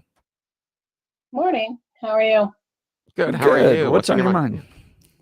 So I'm calling in because I do 100% actually agree with Jeff with a caveat. So I find that a lot of people tend to get in a room, come up with ideas, and then put it on someone else to implement those ideas. Yeah. So at the end of the day, sending everyone to jail is not always the answer, because then you're putting it on the sheriffs, the deputies. There's goes all that money. And here's where I speak from experience, and I'm not a deputy, but my husband is. Mm-hmm. And the fact that he has to already deal with, and wouldn't say have to, he chose this profession. He's made to be a deputy. This is what he's always wanted to do. And listening to him come home with the people that do go to jail because they're homeless, because they're on drugs, because of all these things, they get them cleaned up, but they don't, it's on the deputies to try and figure out how to have that compassion, and then they leave. Like, there's no plan. You can say that all day long of send them to jail. Then you're making the deputies look bad. Like, okay, let's put them through all this stuff and force them to leave or force them to get in a program. There's so many people coming up with ideas, but not getting a team together or implementing or getting together with the team. They're saying, you need to help us. And then that's more money. Yeah, I guess what I want to address here, and I really appreciate your perspective, Julie, because you come from it with having a family member that has to serve in this, okay? There's this general thinking going around right now in the city of Denver under its leadership that we just have to accommodate the they're just there. We got to deal with them. And as a result of that thinking, nobody wants to go downtown right now. The tax sales revenue that is critical for the city to meet its needs is no longer there. Businesses are drying up. They don't want to. So the first step one, the city absolutely has to prioritize those with disposable income. They should be the most important people. We should be protecting their ability to go downtown, to spend money, to go to restaurants, to visit businesses, should be top number one. Secondly, the issue I want to address is that somehow putting somebody and intervening in their lives simply because they're drug addicted is somehow wrong or not right or not compassionate. It's not true. We have to step in here. It is not right to allow people to live drug addicted on the streets. And I think incarceration is a form of compassion. Prove me wrong. Julie, appreciate the call. We'll continue. You're listening to the Jeff and Bill Show. Denver's talk leader, News Talk 710 KNUS. RockyMountainBargains.com, where you'll always pay half price. Why pay retail when you can get what you want at 50% off? Just go to RockyMountainBargains.com and save. Here's this week's featured item. A Keurig K Supreme Plus Smart Serve Coffee Maker valued at $200. Get it now for half price. Get it now at RockyMountainBargains.com for 50% off. RockyMountainBargains.com, where you always pay half price. Restrictions apply. Go to RockyMountainBargains.com for complete details. RockyMountainBargains.com, where you'll always pay half price. Why pay retail when you can get what you want at 50% off?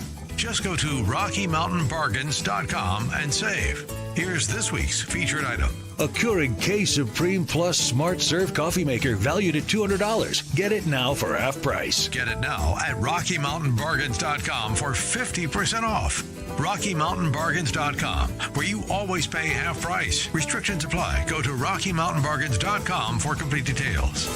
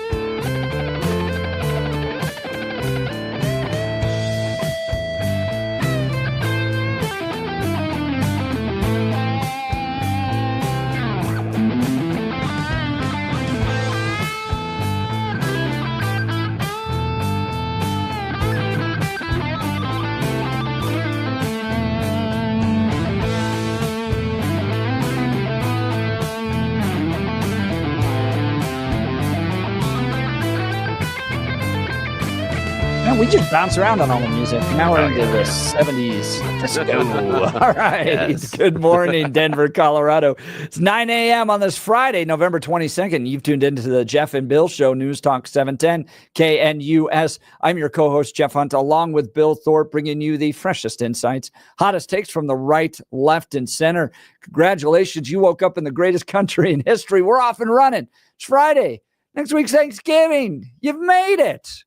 We're going to get there, and you're going to have a lot of fun next week, too. But we've got a lot to cover in this hour of the show. You're not going to want to miss it. But first, news and comment with Blake Olson. Good morning, Blake. That is Prince's greatest song right there. Controversy. Yep. Don't you dare call Had it disco. no idea that was even Prince, bro. I know you Yeah. did not. Controversy. That is one of the best. Yeah, it is. If I could cue it up right now and play it with Billy for about 3 minutes, I would. Dude, Yeah. it's fun to Well, we can't watch 'cause then this YouTube doesn't music like us. tap into middle school Billy and Blake, and you guys get all excited about So it. Man, unfortunately, that was when I was in high school or college, actually. Yeah, Yeah. I think I was in But college. again, like you know that you had those arguments with your friends about who was better, Michael Jackson or Prince. Oh, yeah. Yeah. Well, we know who Absolutely. won. Yes. Michael Jackson. No. No I- way you yes. guys believe Prince is better than Michael Jackson. You know, that one yeah. is a toughie, Billy, though, because I go with early Michael Jackson off the Yeah. wall. And then, see, I'm not, unlike you, I'm not a big Thriller fan. Oh, Thriller's fantastic. I don't like Thriller. I Michael's- like off the wall. Michael's But- fantastic, but the idea is that Prince was a decent human in some aspects, and so Yes, that's the part for yeah. me that I agree. Prince wins. That's I the agree. issues because there are. No, you I'm know, right there with yeah, you. I I'm don't- right there yeah, with you. I don't- Prince was a decent human being. Much based better on the- than Mike. Based on the allegations, based on the allegations that are there out there for Michael Jackson, Yes. based on the allegations that Yeah. Prince for me, that has Yeah, to be I'm the kind one. of right there. Yeah. And he has one of the greatest quotes of all time. I think he said he lives in Minneapolis because it's too cold for the bad people, for the crooks and the Yeah. criminals. Yeah. You know, it keeps the bad That people is away. funny. Yeah, Even it's- though we again, haven't seen that in Minneapolis. Yeah, lots of recently. respect for MJ and what he did and stuff, but there was some stuff later on in his life, and it's just I have questions about those allegations, and I don't It's have so weird. Yeah, I haven't made up my mind either way if they're true or not. But the issue being that I don't have to make that choice with Prince, so Prince wins. Exactly. Yeah. Thank you. That's the reason. That's You it. cleaned it up Yeah. once again for me. Thank you, in a man. nutshell. All right, all your Go- turn. It's all yours. Go listen to Controversy this Yes. weekend, Oh, yeah. Jeff. Okay, that's your homework assignment. Controversy. Dude, the Controversy. amount of text messages we're getting right now because I called Prince disco. Our listen, I know. we have the greatest listeners. I'm telling you, man. You can go Yes. from the deepest, most intellectual things to hey, don't you dare call Prince know. disco. I love it. Yeah, I was like, I don't want to fight about that right then, so just let me let it go. I'll just ignore that. Controversy. Yes, controversy. So good. 40. Yep, so good. 40 and cloudy in Denver, expecting a high of 60 today.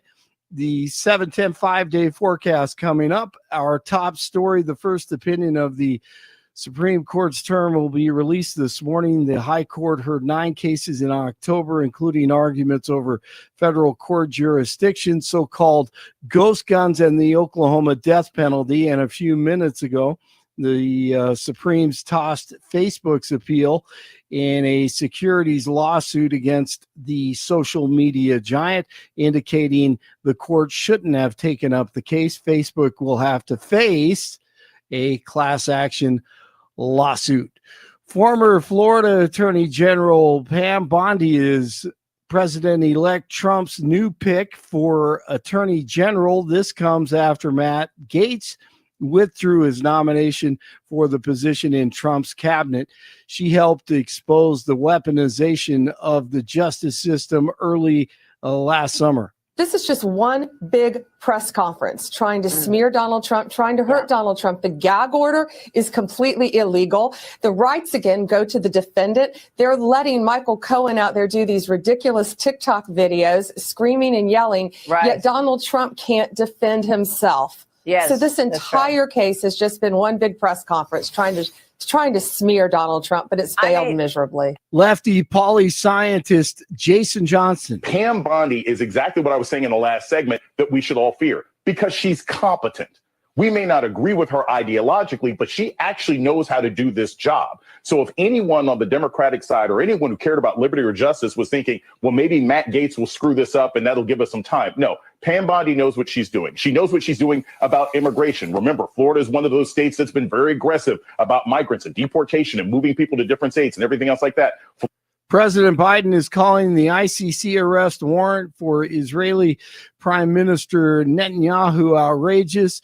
The International Criminal Court issued warrants on Thursday for him and his former defense secretary, accusing them of war crimes in the Gaza Strip.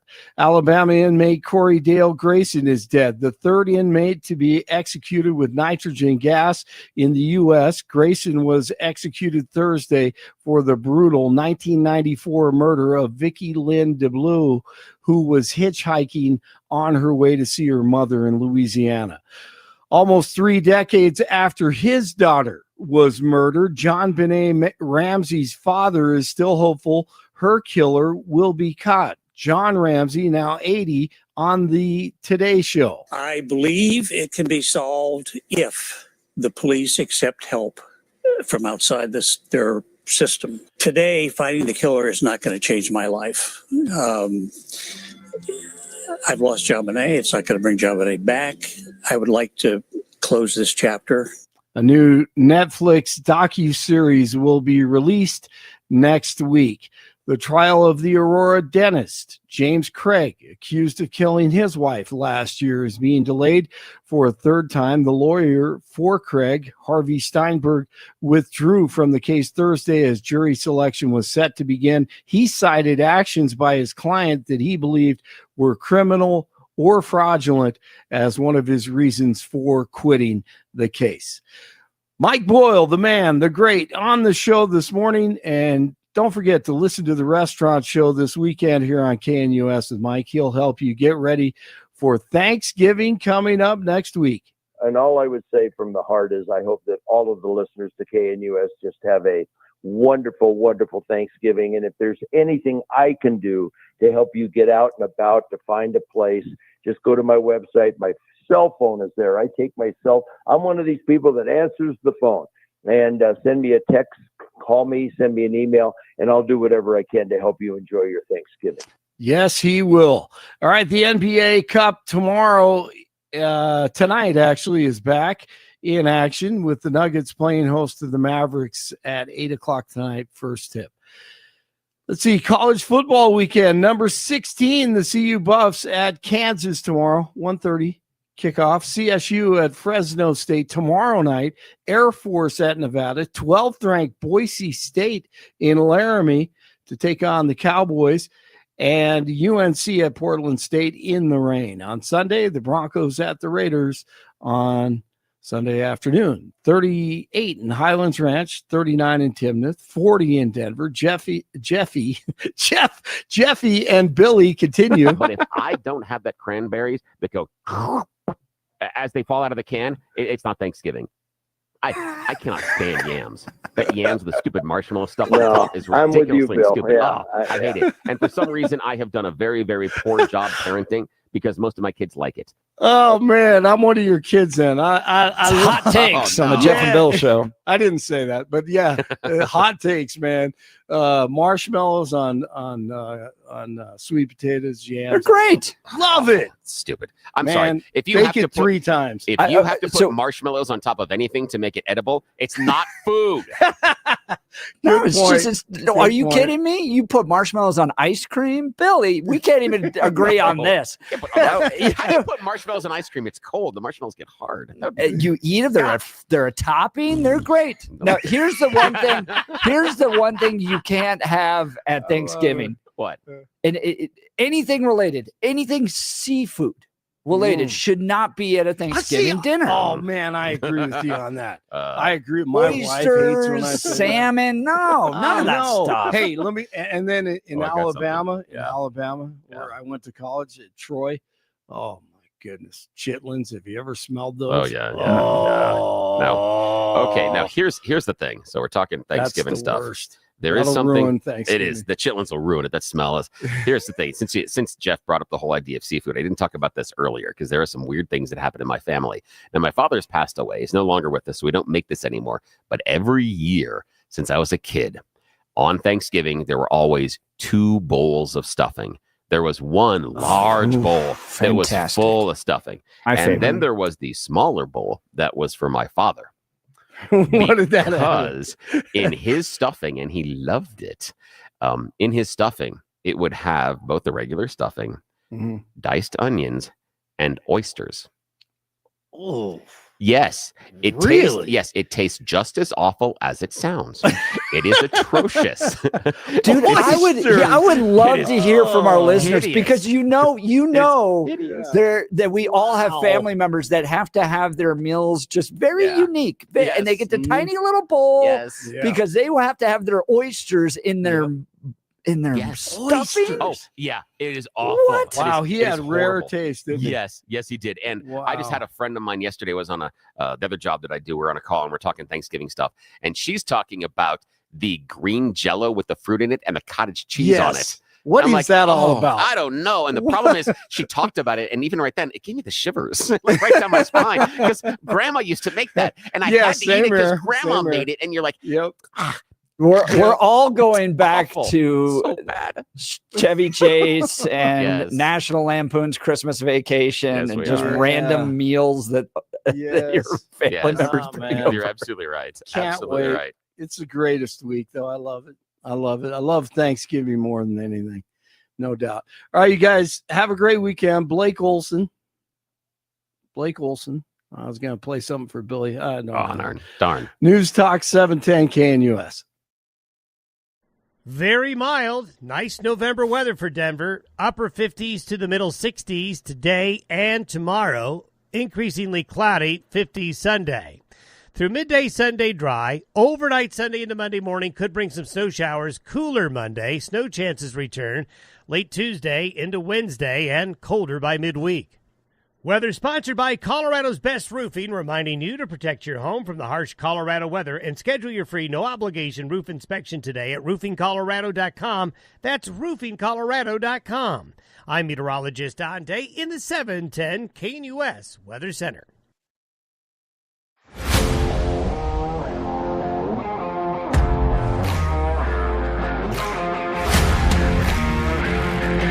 Coming up in just a moment, we're going to talk with our poet laureate, Jeff Hildebrandt. It's Cowboy poetry as we saunter off into the end of the work week. We're also going to talk rodeo because NFR is coming up starting December 5th. My absolute favorite. It's the Super Bowl of rodeo. All the good ones. They all stay on the Bulls 8 seconds. It's amazing. It's just the very best. All in Las Vegas. That is cool. For NFR National Finals Rodeo. Let's go to Nick Denver. Good morning, Nick. What's on your mind? Hey, morning. Thanks for taking my call. Concerning the homeless situation in Denver, one of the hardest things in life, and I can talk personally about that, is to accept personal responsibility. And sometimes things happen in your life that you have no control, but eventually you have to assume personal responsibility. And that is why most of these social welfare programs fail. There's no responsibility put on the person who's going through whatever they're going through. I mean, Nick, that is exactly what Step Denver says too. Until it is your choice to want to get out of this lifestyle. And I understand it. I'm not talking about the financial challenges that people might go through. We're all one bad car accident away, one bad surgery from being at the very edge of falling into poverty. And that's just how hard life is. I'm not talking about those folks. I'm talking about constant drug addiction, living on the streets, and just going from one program to the next without ever really taking responsibility to try to get out of it. And I think that's what you're talking about too, Nick. Exactly. And I know it's hard. It's hard. The hardest thing in the world is to accept personal responsibility. I've made some horrible business decisions in my life that have cost me millions. And I got screwed, but I allowed myself to get screwed because I didn't do my due diligence and I didn't accept personal responsibility for what was going on.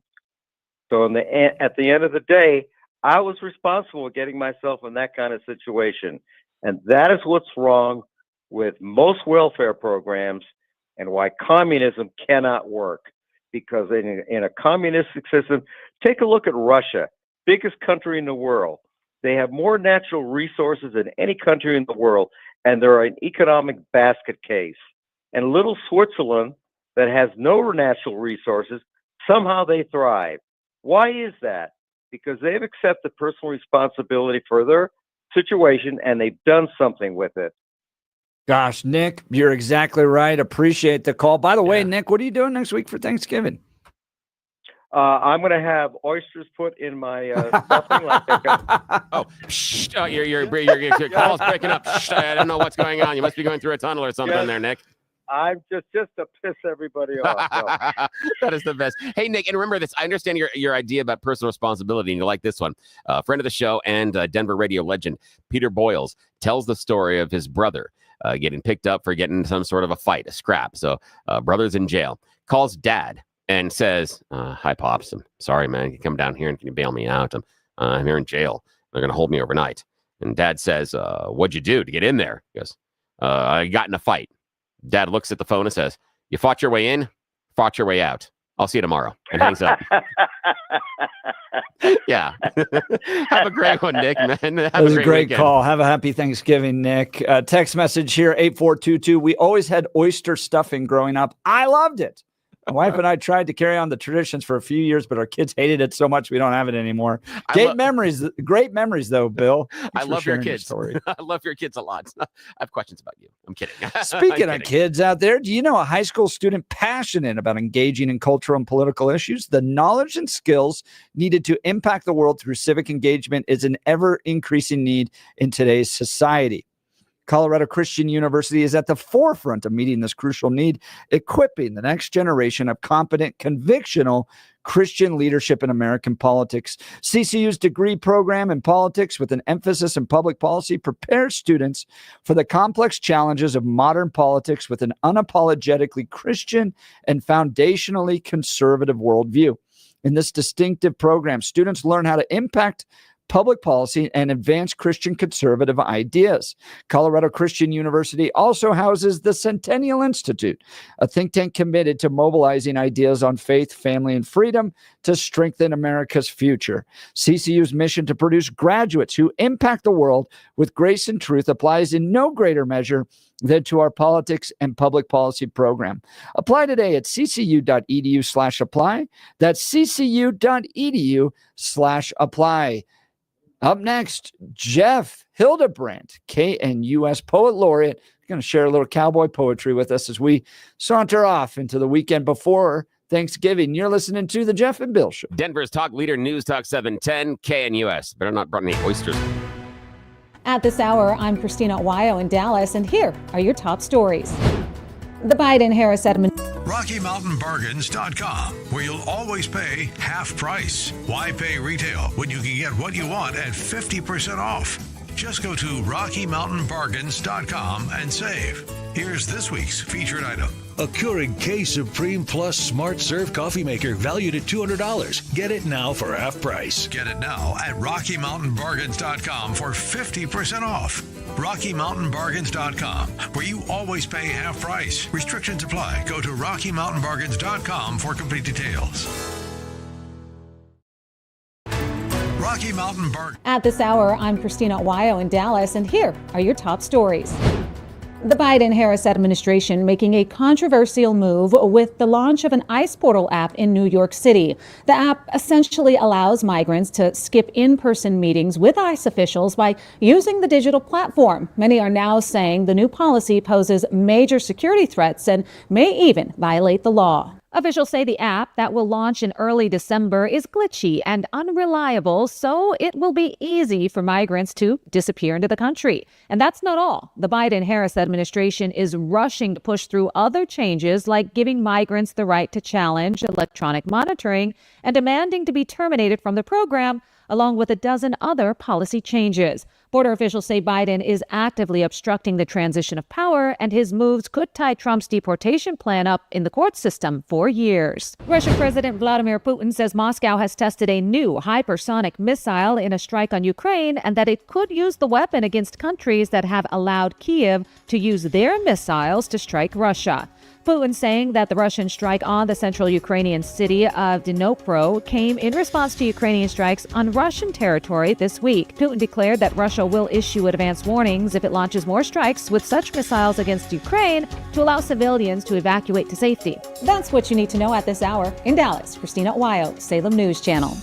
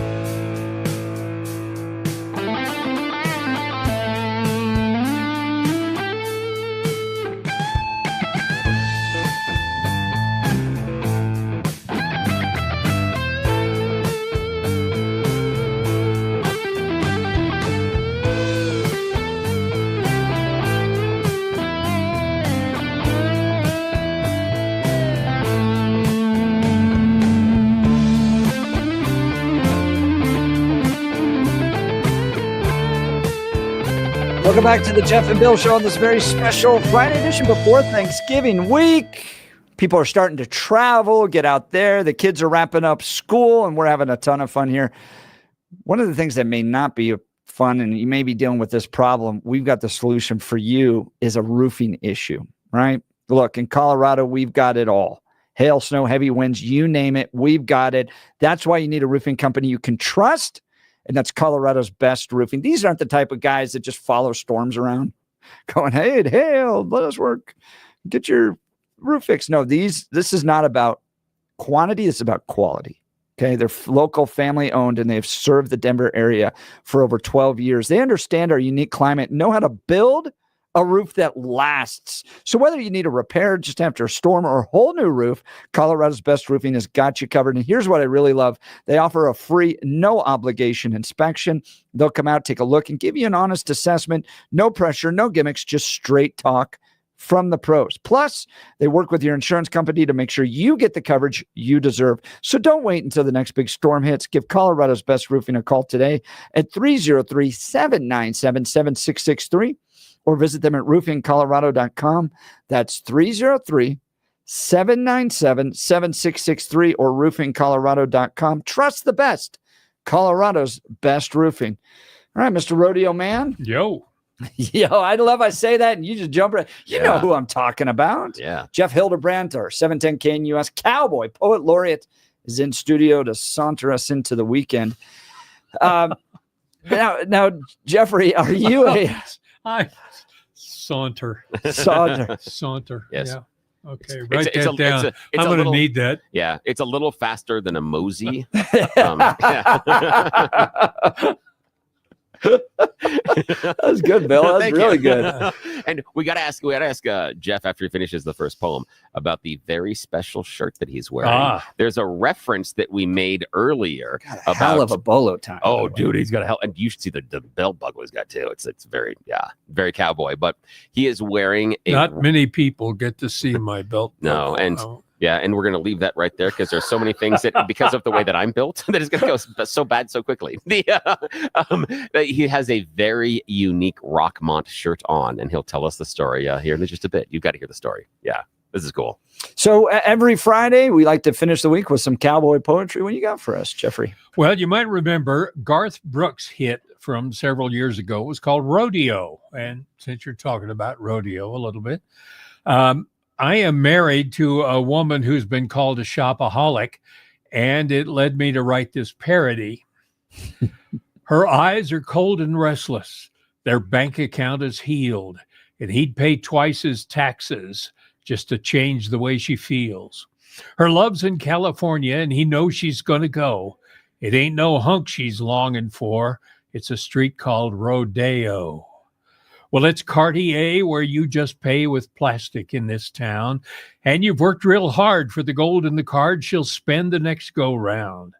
Well, there's hats and suits and Gucci boots, and he can't let her go. It's Polo and Klein and places to dine, and they call the street Rodeo. It'll drive accountants crazy. It'll give a man the chills, and he has to get a second job just to pay the monthly bills. When he finally does convince her that she's bought all she can get, they find a way to tempt her on that danged old internet. Because there's Cartier, where you can pay with plastic this time round.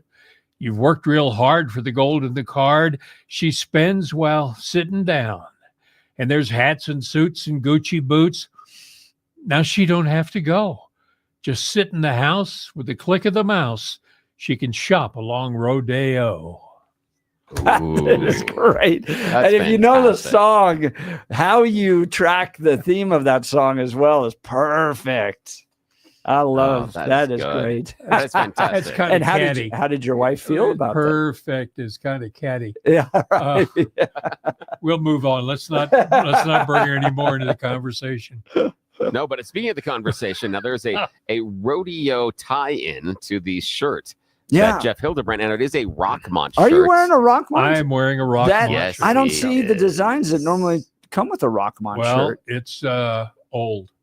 Is it? Yeah. Yeah. Now, Yeah. Jeff, you got to Yeah. tell us Okay. how old. Oh, he's undressing. Because I have Rockmonts and they're like pieces of art. Oh yeah, yeah. Well, this is Is there some design? kind of Yeah, you get the pearl snaps. pearl snaps and all of that. Yeah, Yeah, and it's Porsche, and the cuffs you can see on the cuffs you got because it's more than just the one. Yeah, yeah. it's got the triple cuff. So yeah, how did you come by this shirt? How are you buying it? Yeah.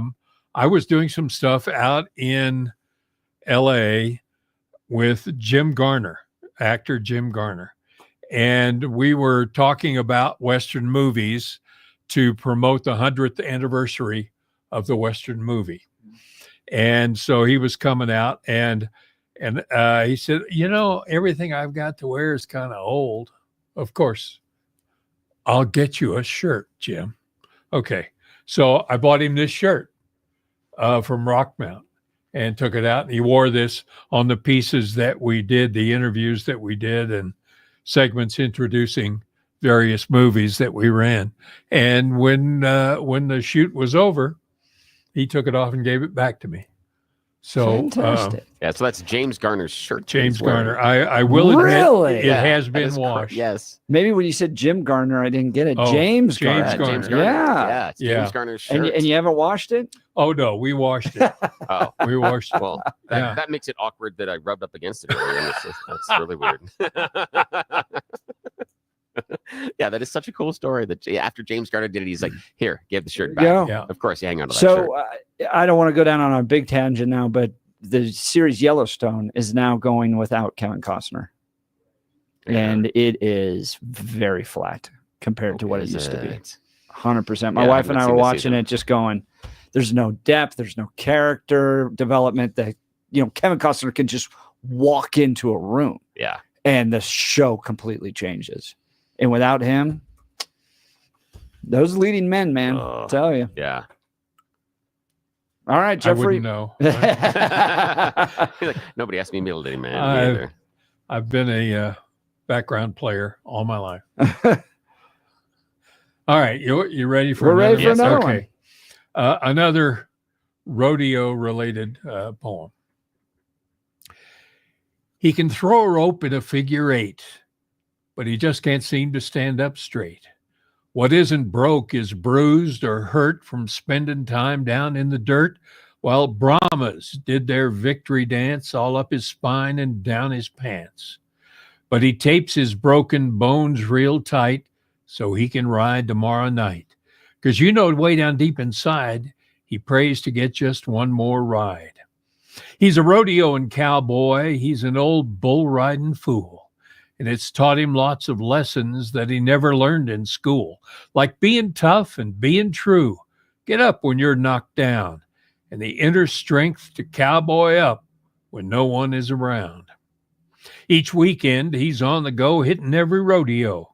He hides his pain with jokes and smiles. After several hundred miles, he parks his truck and pays his fee, then wonders who his draw will be. Ace bandages wrap around his joints, and with some Bengay, he anoints each aching bone and muscle strain as he prepares for yet more pain. 'Cause he's a rodeo and cowboy, and that's the cowboy way. And he puts his trust in Jesus to see him through the day. He knows whatever happens, the Lord is by his side, so he saddles up with confidence when it's time for his next ride. At home, his darling minds the place. There are chores to do and kids to chase. He knows that way down deep inside, her fear for him is mixed with pride. She worries, sure, but with God's love and with the peace that's from above, she's cowboyed up while he is gone. She knows that it won't be too long before he'll be back by her side, win or lose, from his last ride. Yeah, he's a rodeo and cowboy, and she's a cowboy's wife. Every day they stop and pray and thank God for their life. He's a rodeo and cowboy, and she's right by his side. They know that heaven is the place they'll head on their last ride. Ooh.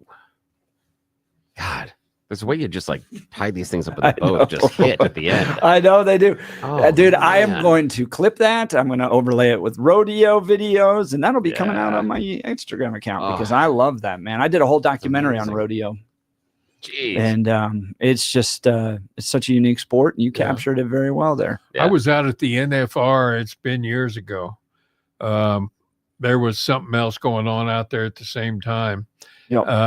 But I had the chance to interview Ty Murray. Oh, wow. And I had a picture made with Ty Murray and his then girlfriend, Jewel. but the artist, musician, the artist formerly known as Jewel. Anyway, she has an interesting cowboy background. Yeah, she's if from you ever Alaska. get a chance. Yeah. But her family grew up in the wilderness, very interesting person to talk to. But I can't show that picture anymore because they're with different people. Anyway, I have it hidden away somewhere. That's great. And also, if our listeners like what Jeff is doing, you can give these as holiday gifts. He has a couple of books that are out there. You can check him out on Amazon. Positive Rhymes for Perilous Times. Also, A View from the Pew. So just Google Jeff Hildebrandt, Hild. Is where you're going to go. Then Ebrandt. Jeff Hildebrandt. We can also text us. We can hook you up as far as the link. But check it out on Amazon. If you like the stuff that's coming from Jeff's inspiration, they're great holiday gifts and very affordable and also perfect stocking stuffers. It's an easy thing to drop into that stocking. So yeah, check it out on Amazon. It's true. I made them very small so they'll fit inside us. I have one in my sock. No, I thought it was just small because it was like, when you're in school and you have to have the essay has to fit so many pages. You just change the font and you change the size of the page and the width of the margins. And then you can go, okay, I did it. I did the entire book. Yes, that's what I would have done. All right. Okay. How many more do we have? We got one more? I can do one more. I can do another cowboy poem. I can do a Thanksgiving poem. Well, let's try to do both. We got some time here. All right. Let's start with cowboy and then we'll finish with Thanksgiving. All right. Friday nights out west of Dodge, cowhands would wash and change into their cleanest dancing duds and head off to the range. They'd tip their hat and take a chance and ask some pretty thing to dance. They'd two-step round that worn wood floor, but that's not all they came there for.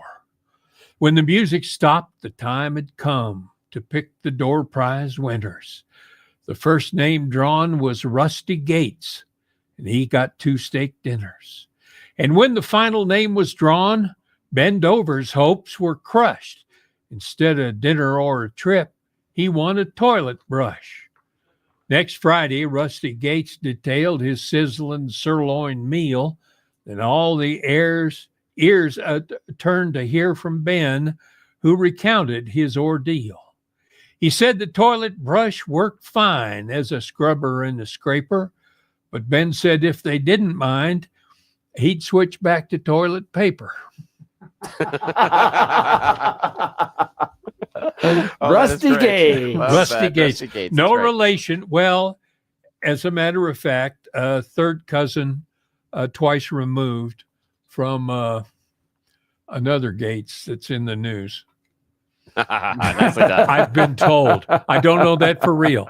It's just what I've been told.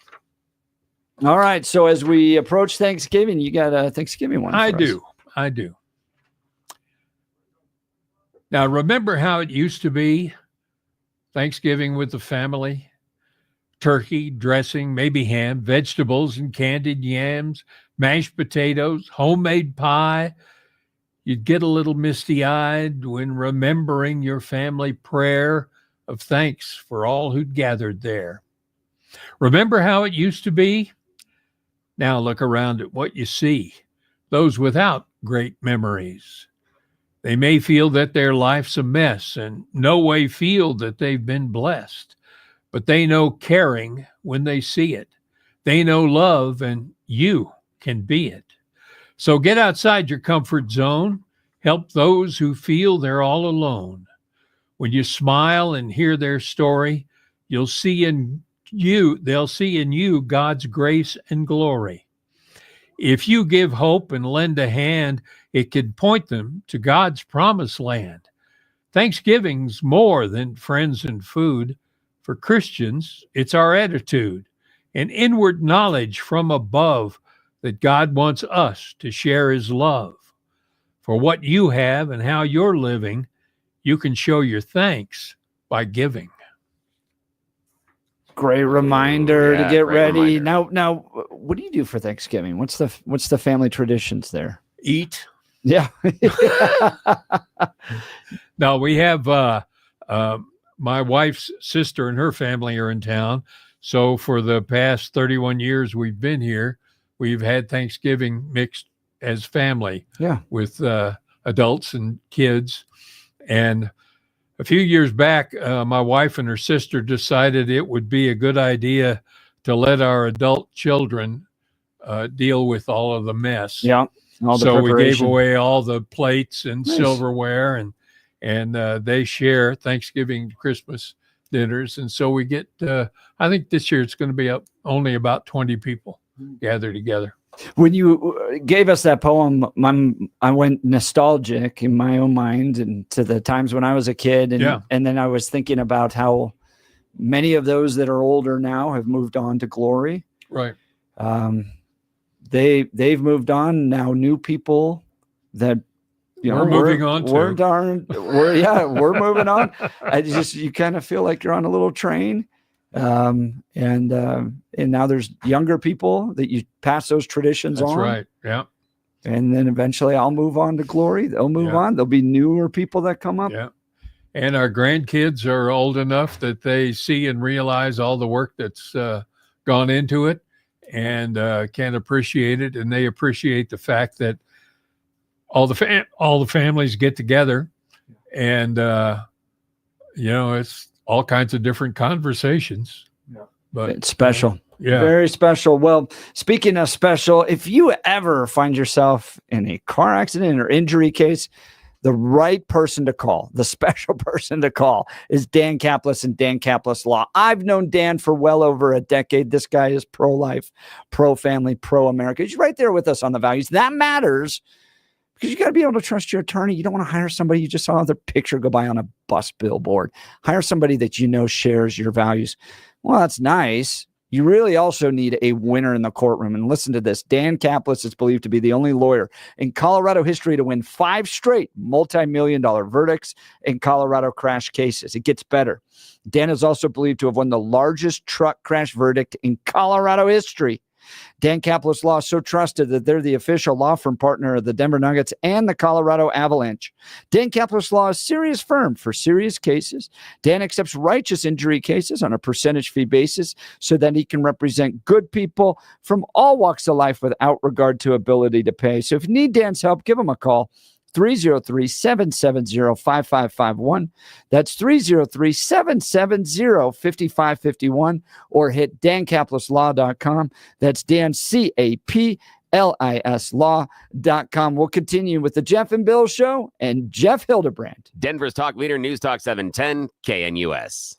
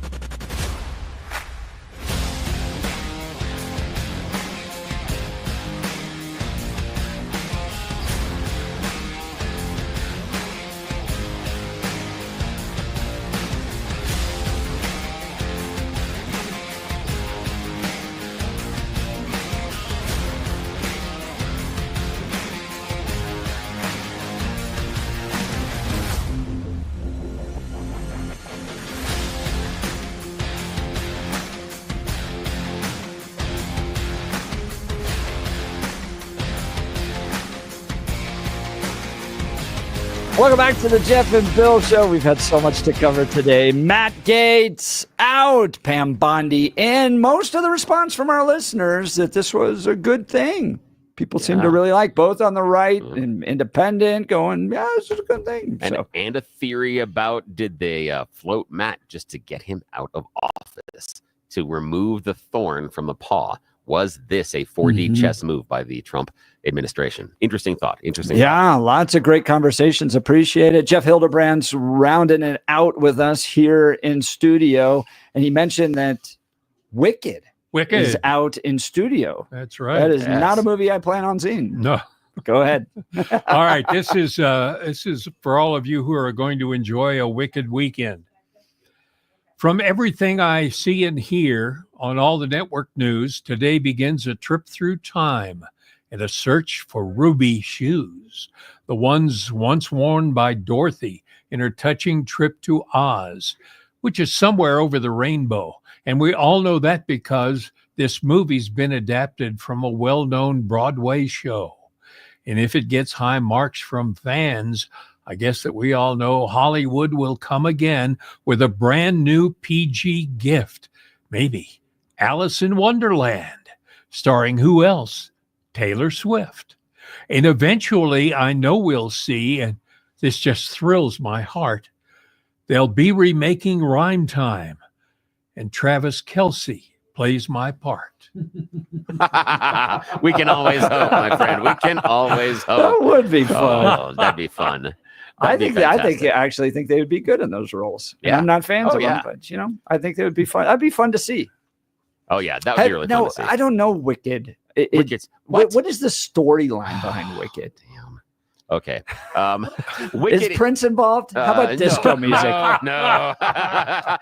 Basically, Wicked is a retelling of the relationship between the four witches in Oz, because they're all sisters, and so north, south, east, and west, and so it focuses on the relationship between two of them, and especially the one that dies in the movie. And so, who is she, and what's her backstory, and the relationship with her sister and Glenda that shows up, and so it is a really interesting reimagination of the tale. And as far as I've seen it several times in theaters, and it's compelling. It is really good, and I'm hopeful that this movie will live up to what the stage has provided. Yeah. I'm skeptical, but I've had some friends that have already gone to pre-release screenings, and they say it's solid. So why did she become Wicked? It's a long story. Long story. Gotta go see the movie. I heard Gladiator's out. I'm gonna Russell Crowe. That was awesome. Yeah. That's my type of movie. That's an interesting one too, and I've heard some interesting reviews of that. Yeah, I heard it's not as good. Yeah, that it's a spectacle without a heart. So it's the idea being that it doesn't tell the same story of Maximus, and so because of that, it's lacking a little bit. But it parrots that a little bit, the storyline, but it doesn't have the heart. However, they say visually, very cool. Yeah, they say visually it is spectacular. So it's one of those movies. So it's a tentpole type of movie. So yeah, but I'm excited for Wicked. I saw an article the other day that traces back to maybe America's turning point being Top Gun 2. The turning point? Like what? Like where it just kind of reminded us. That movie was awesome. But where it kind of reminded us of like what it was like to be an American in the 80s and 90s again. Oh. And like we started to break with all the broke stuff or woke stuff. And, I kind of see Gladiator that same way. Like there's just those great, like gritty old American movies. Yeah, I like this. My favorite thing about the Top Gun 2 is the fact that the plane that they're designing in the movie there, the Chinese thought it was real. Yeah. The Defense Department came to the movie set and said, we got to let you know that the Chinese have changed the trajectory of their satellites over the orbit, and they're watching what you're doing. Yeah, he's like, they think it's a real plane. And they're like, alrighty, sir. We will lean right into that. The end of that movie where who's the actress in there? Oh, I can't remember. But she's leaning up against the Porsche, and then Tom Cruise is walking towards her, and it's just like fast planes, rescue, girl. And it was Kelly McGillis in the original cars. one. I know Kelly McGillis was the original, but she was that 80s actress. I forget, but there you go. All right. Jeff Fury, thank you so much for your time today. It's my pleasure. Always great to finish with some cowboy poetry. If you're out there Great way to kick off the traveling, weekend. please be safe. We'll be back on Monday. You're listening to The Jeff and Bill Show. This is Denver's talk leader, News Talk 710 KNUS. Have a good weekend.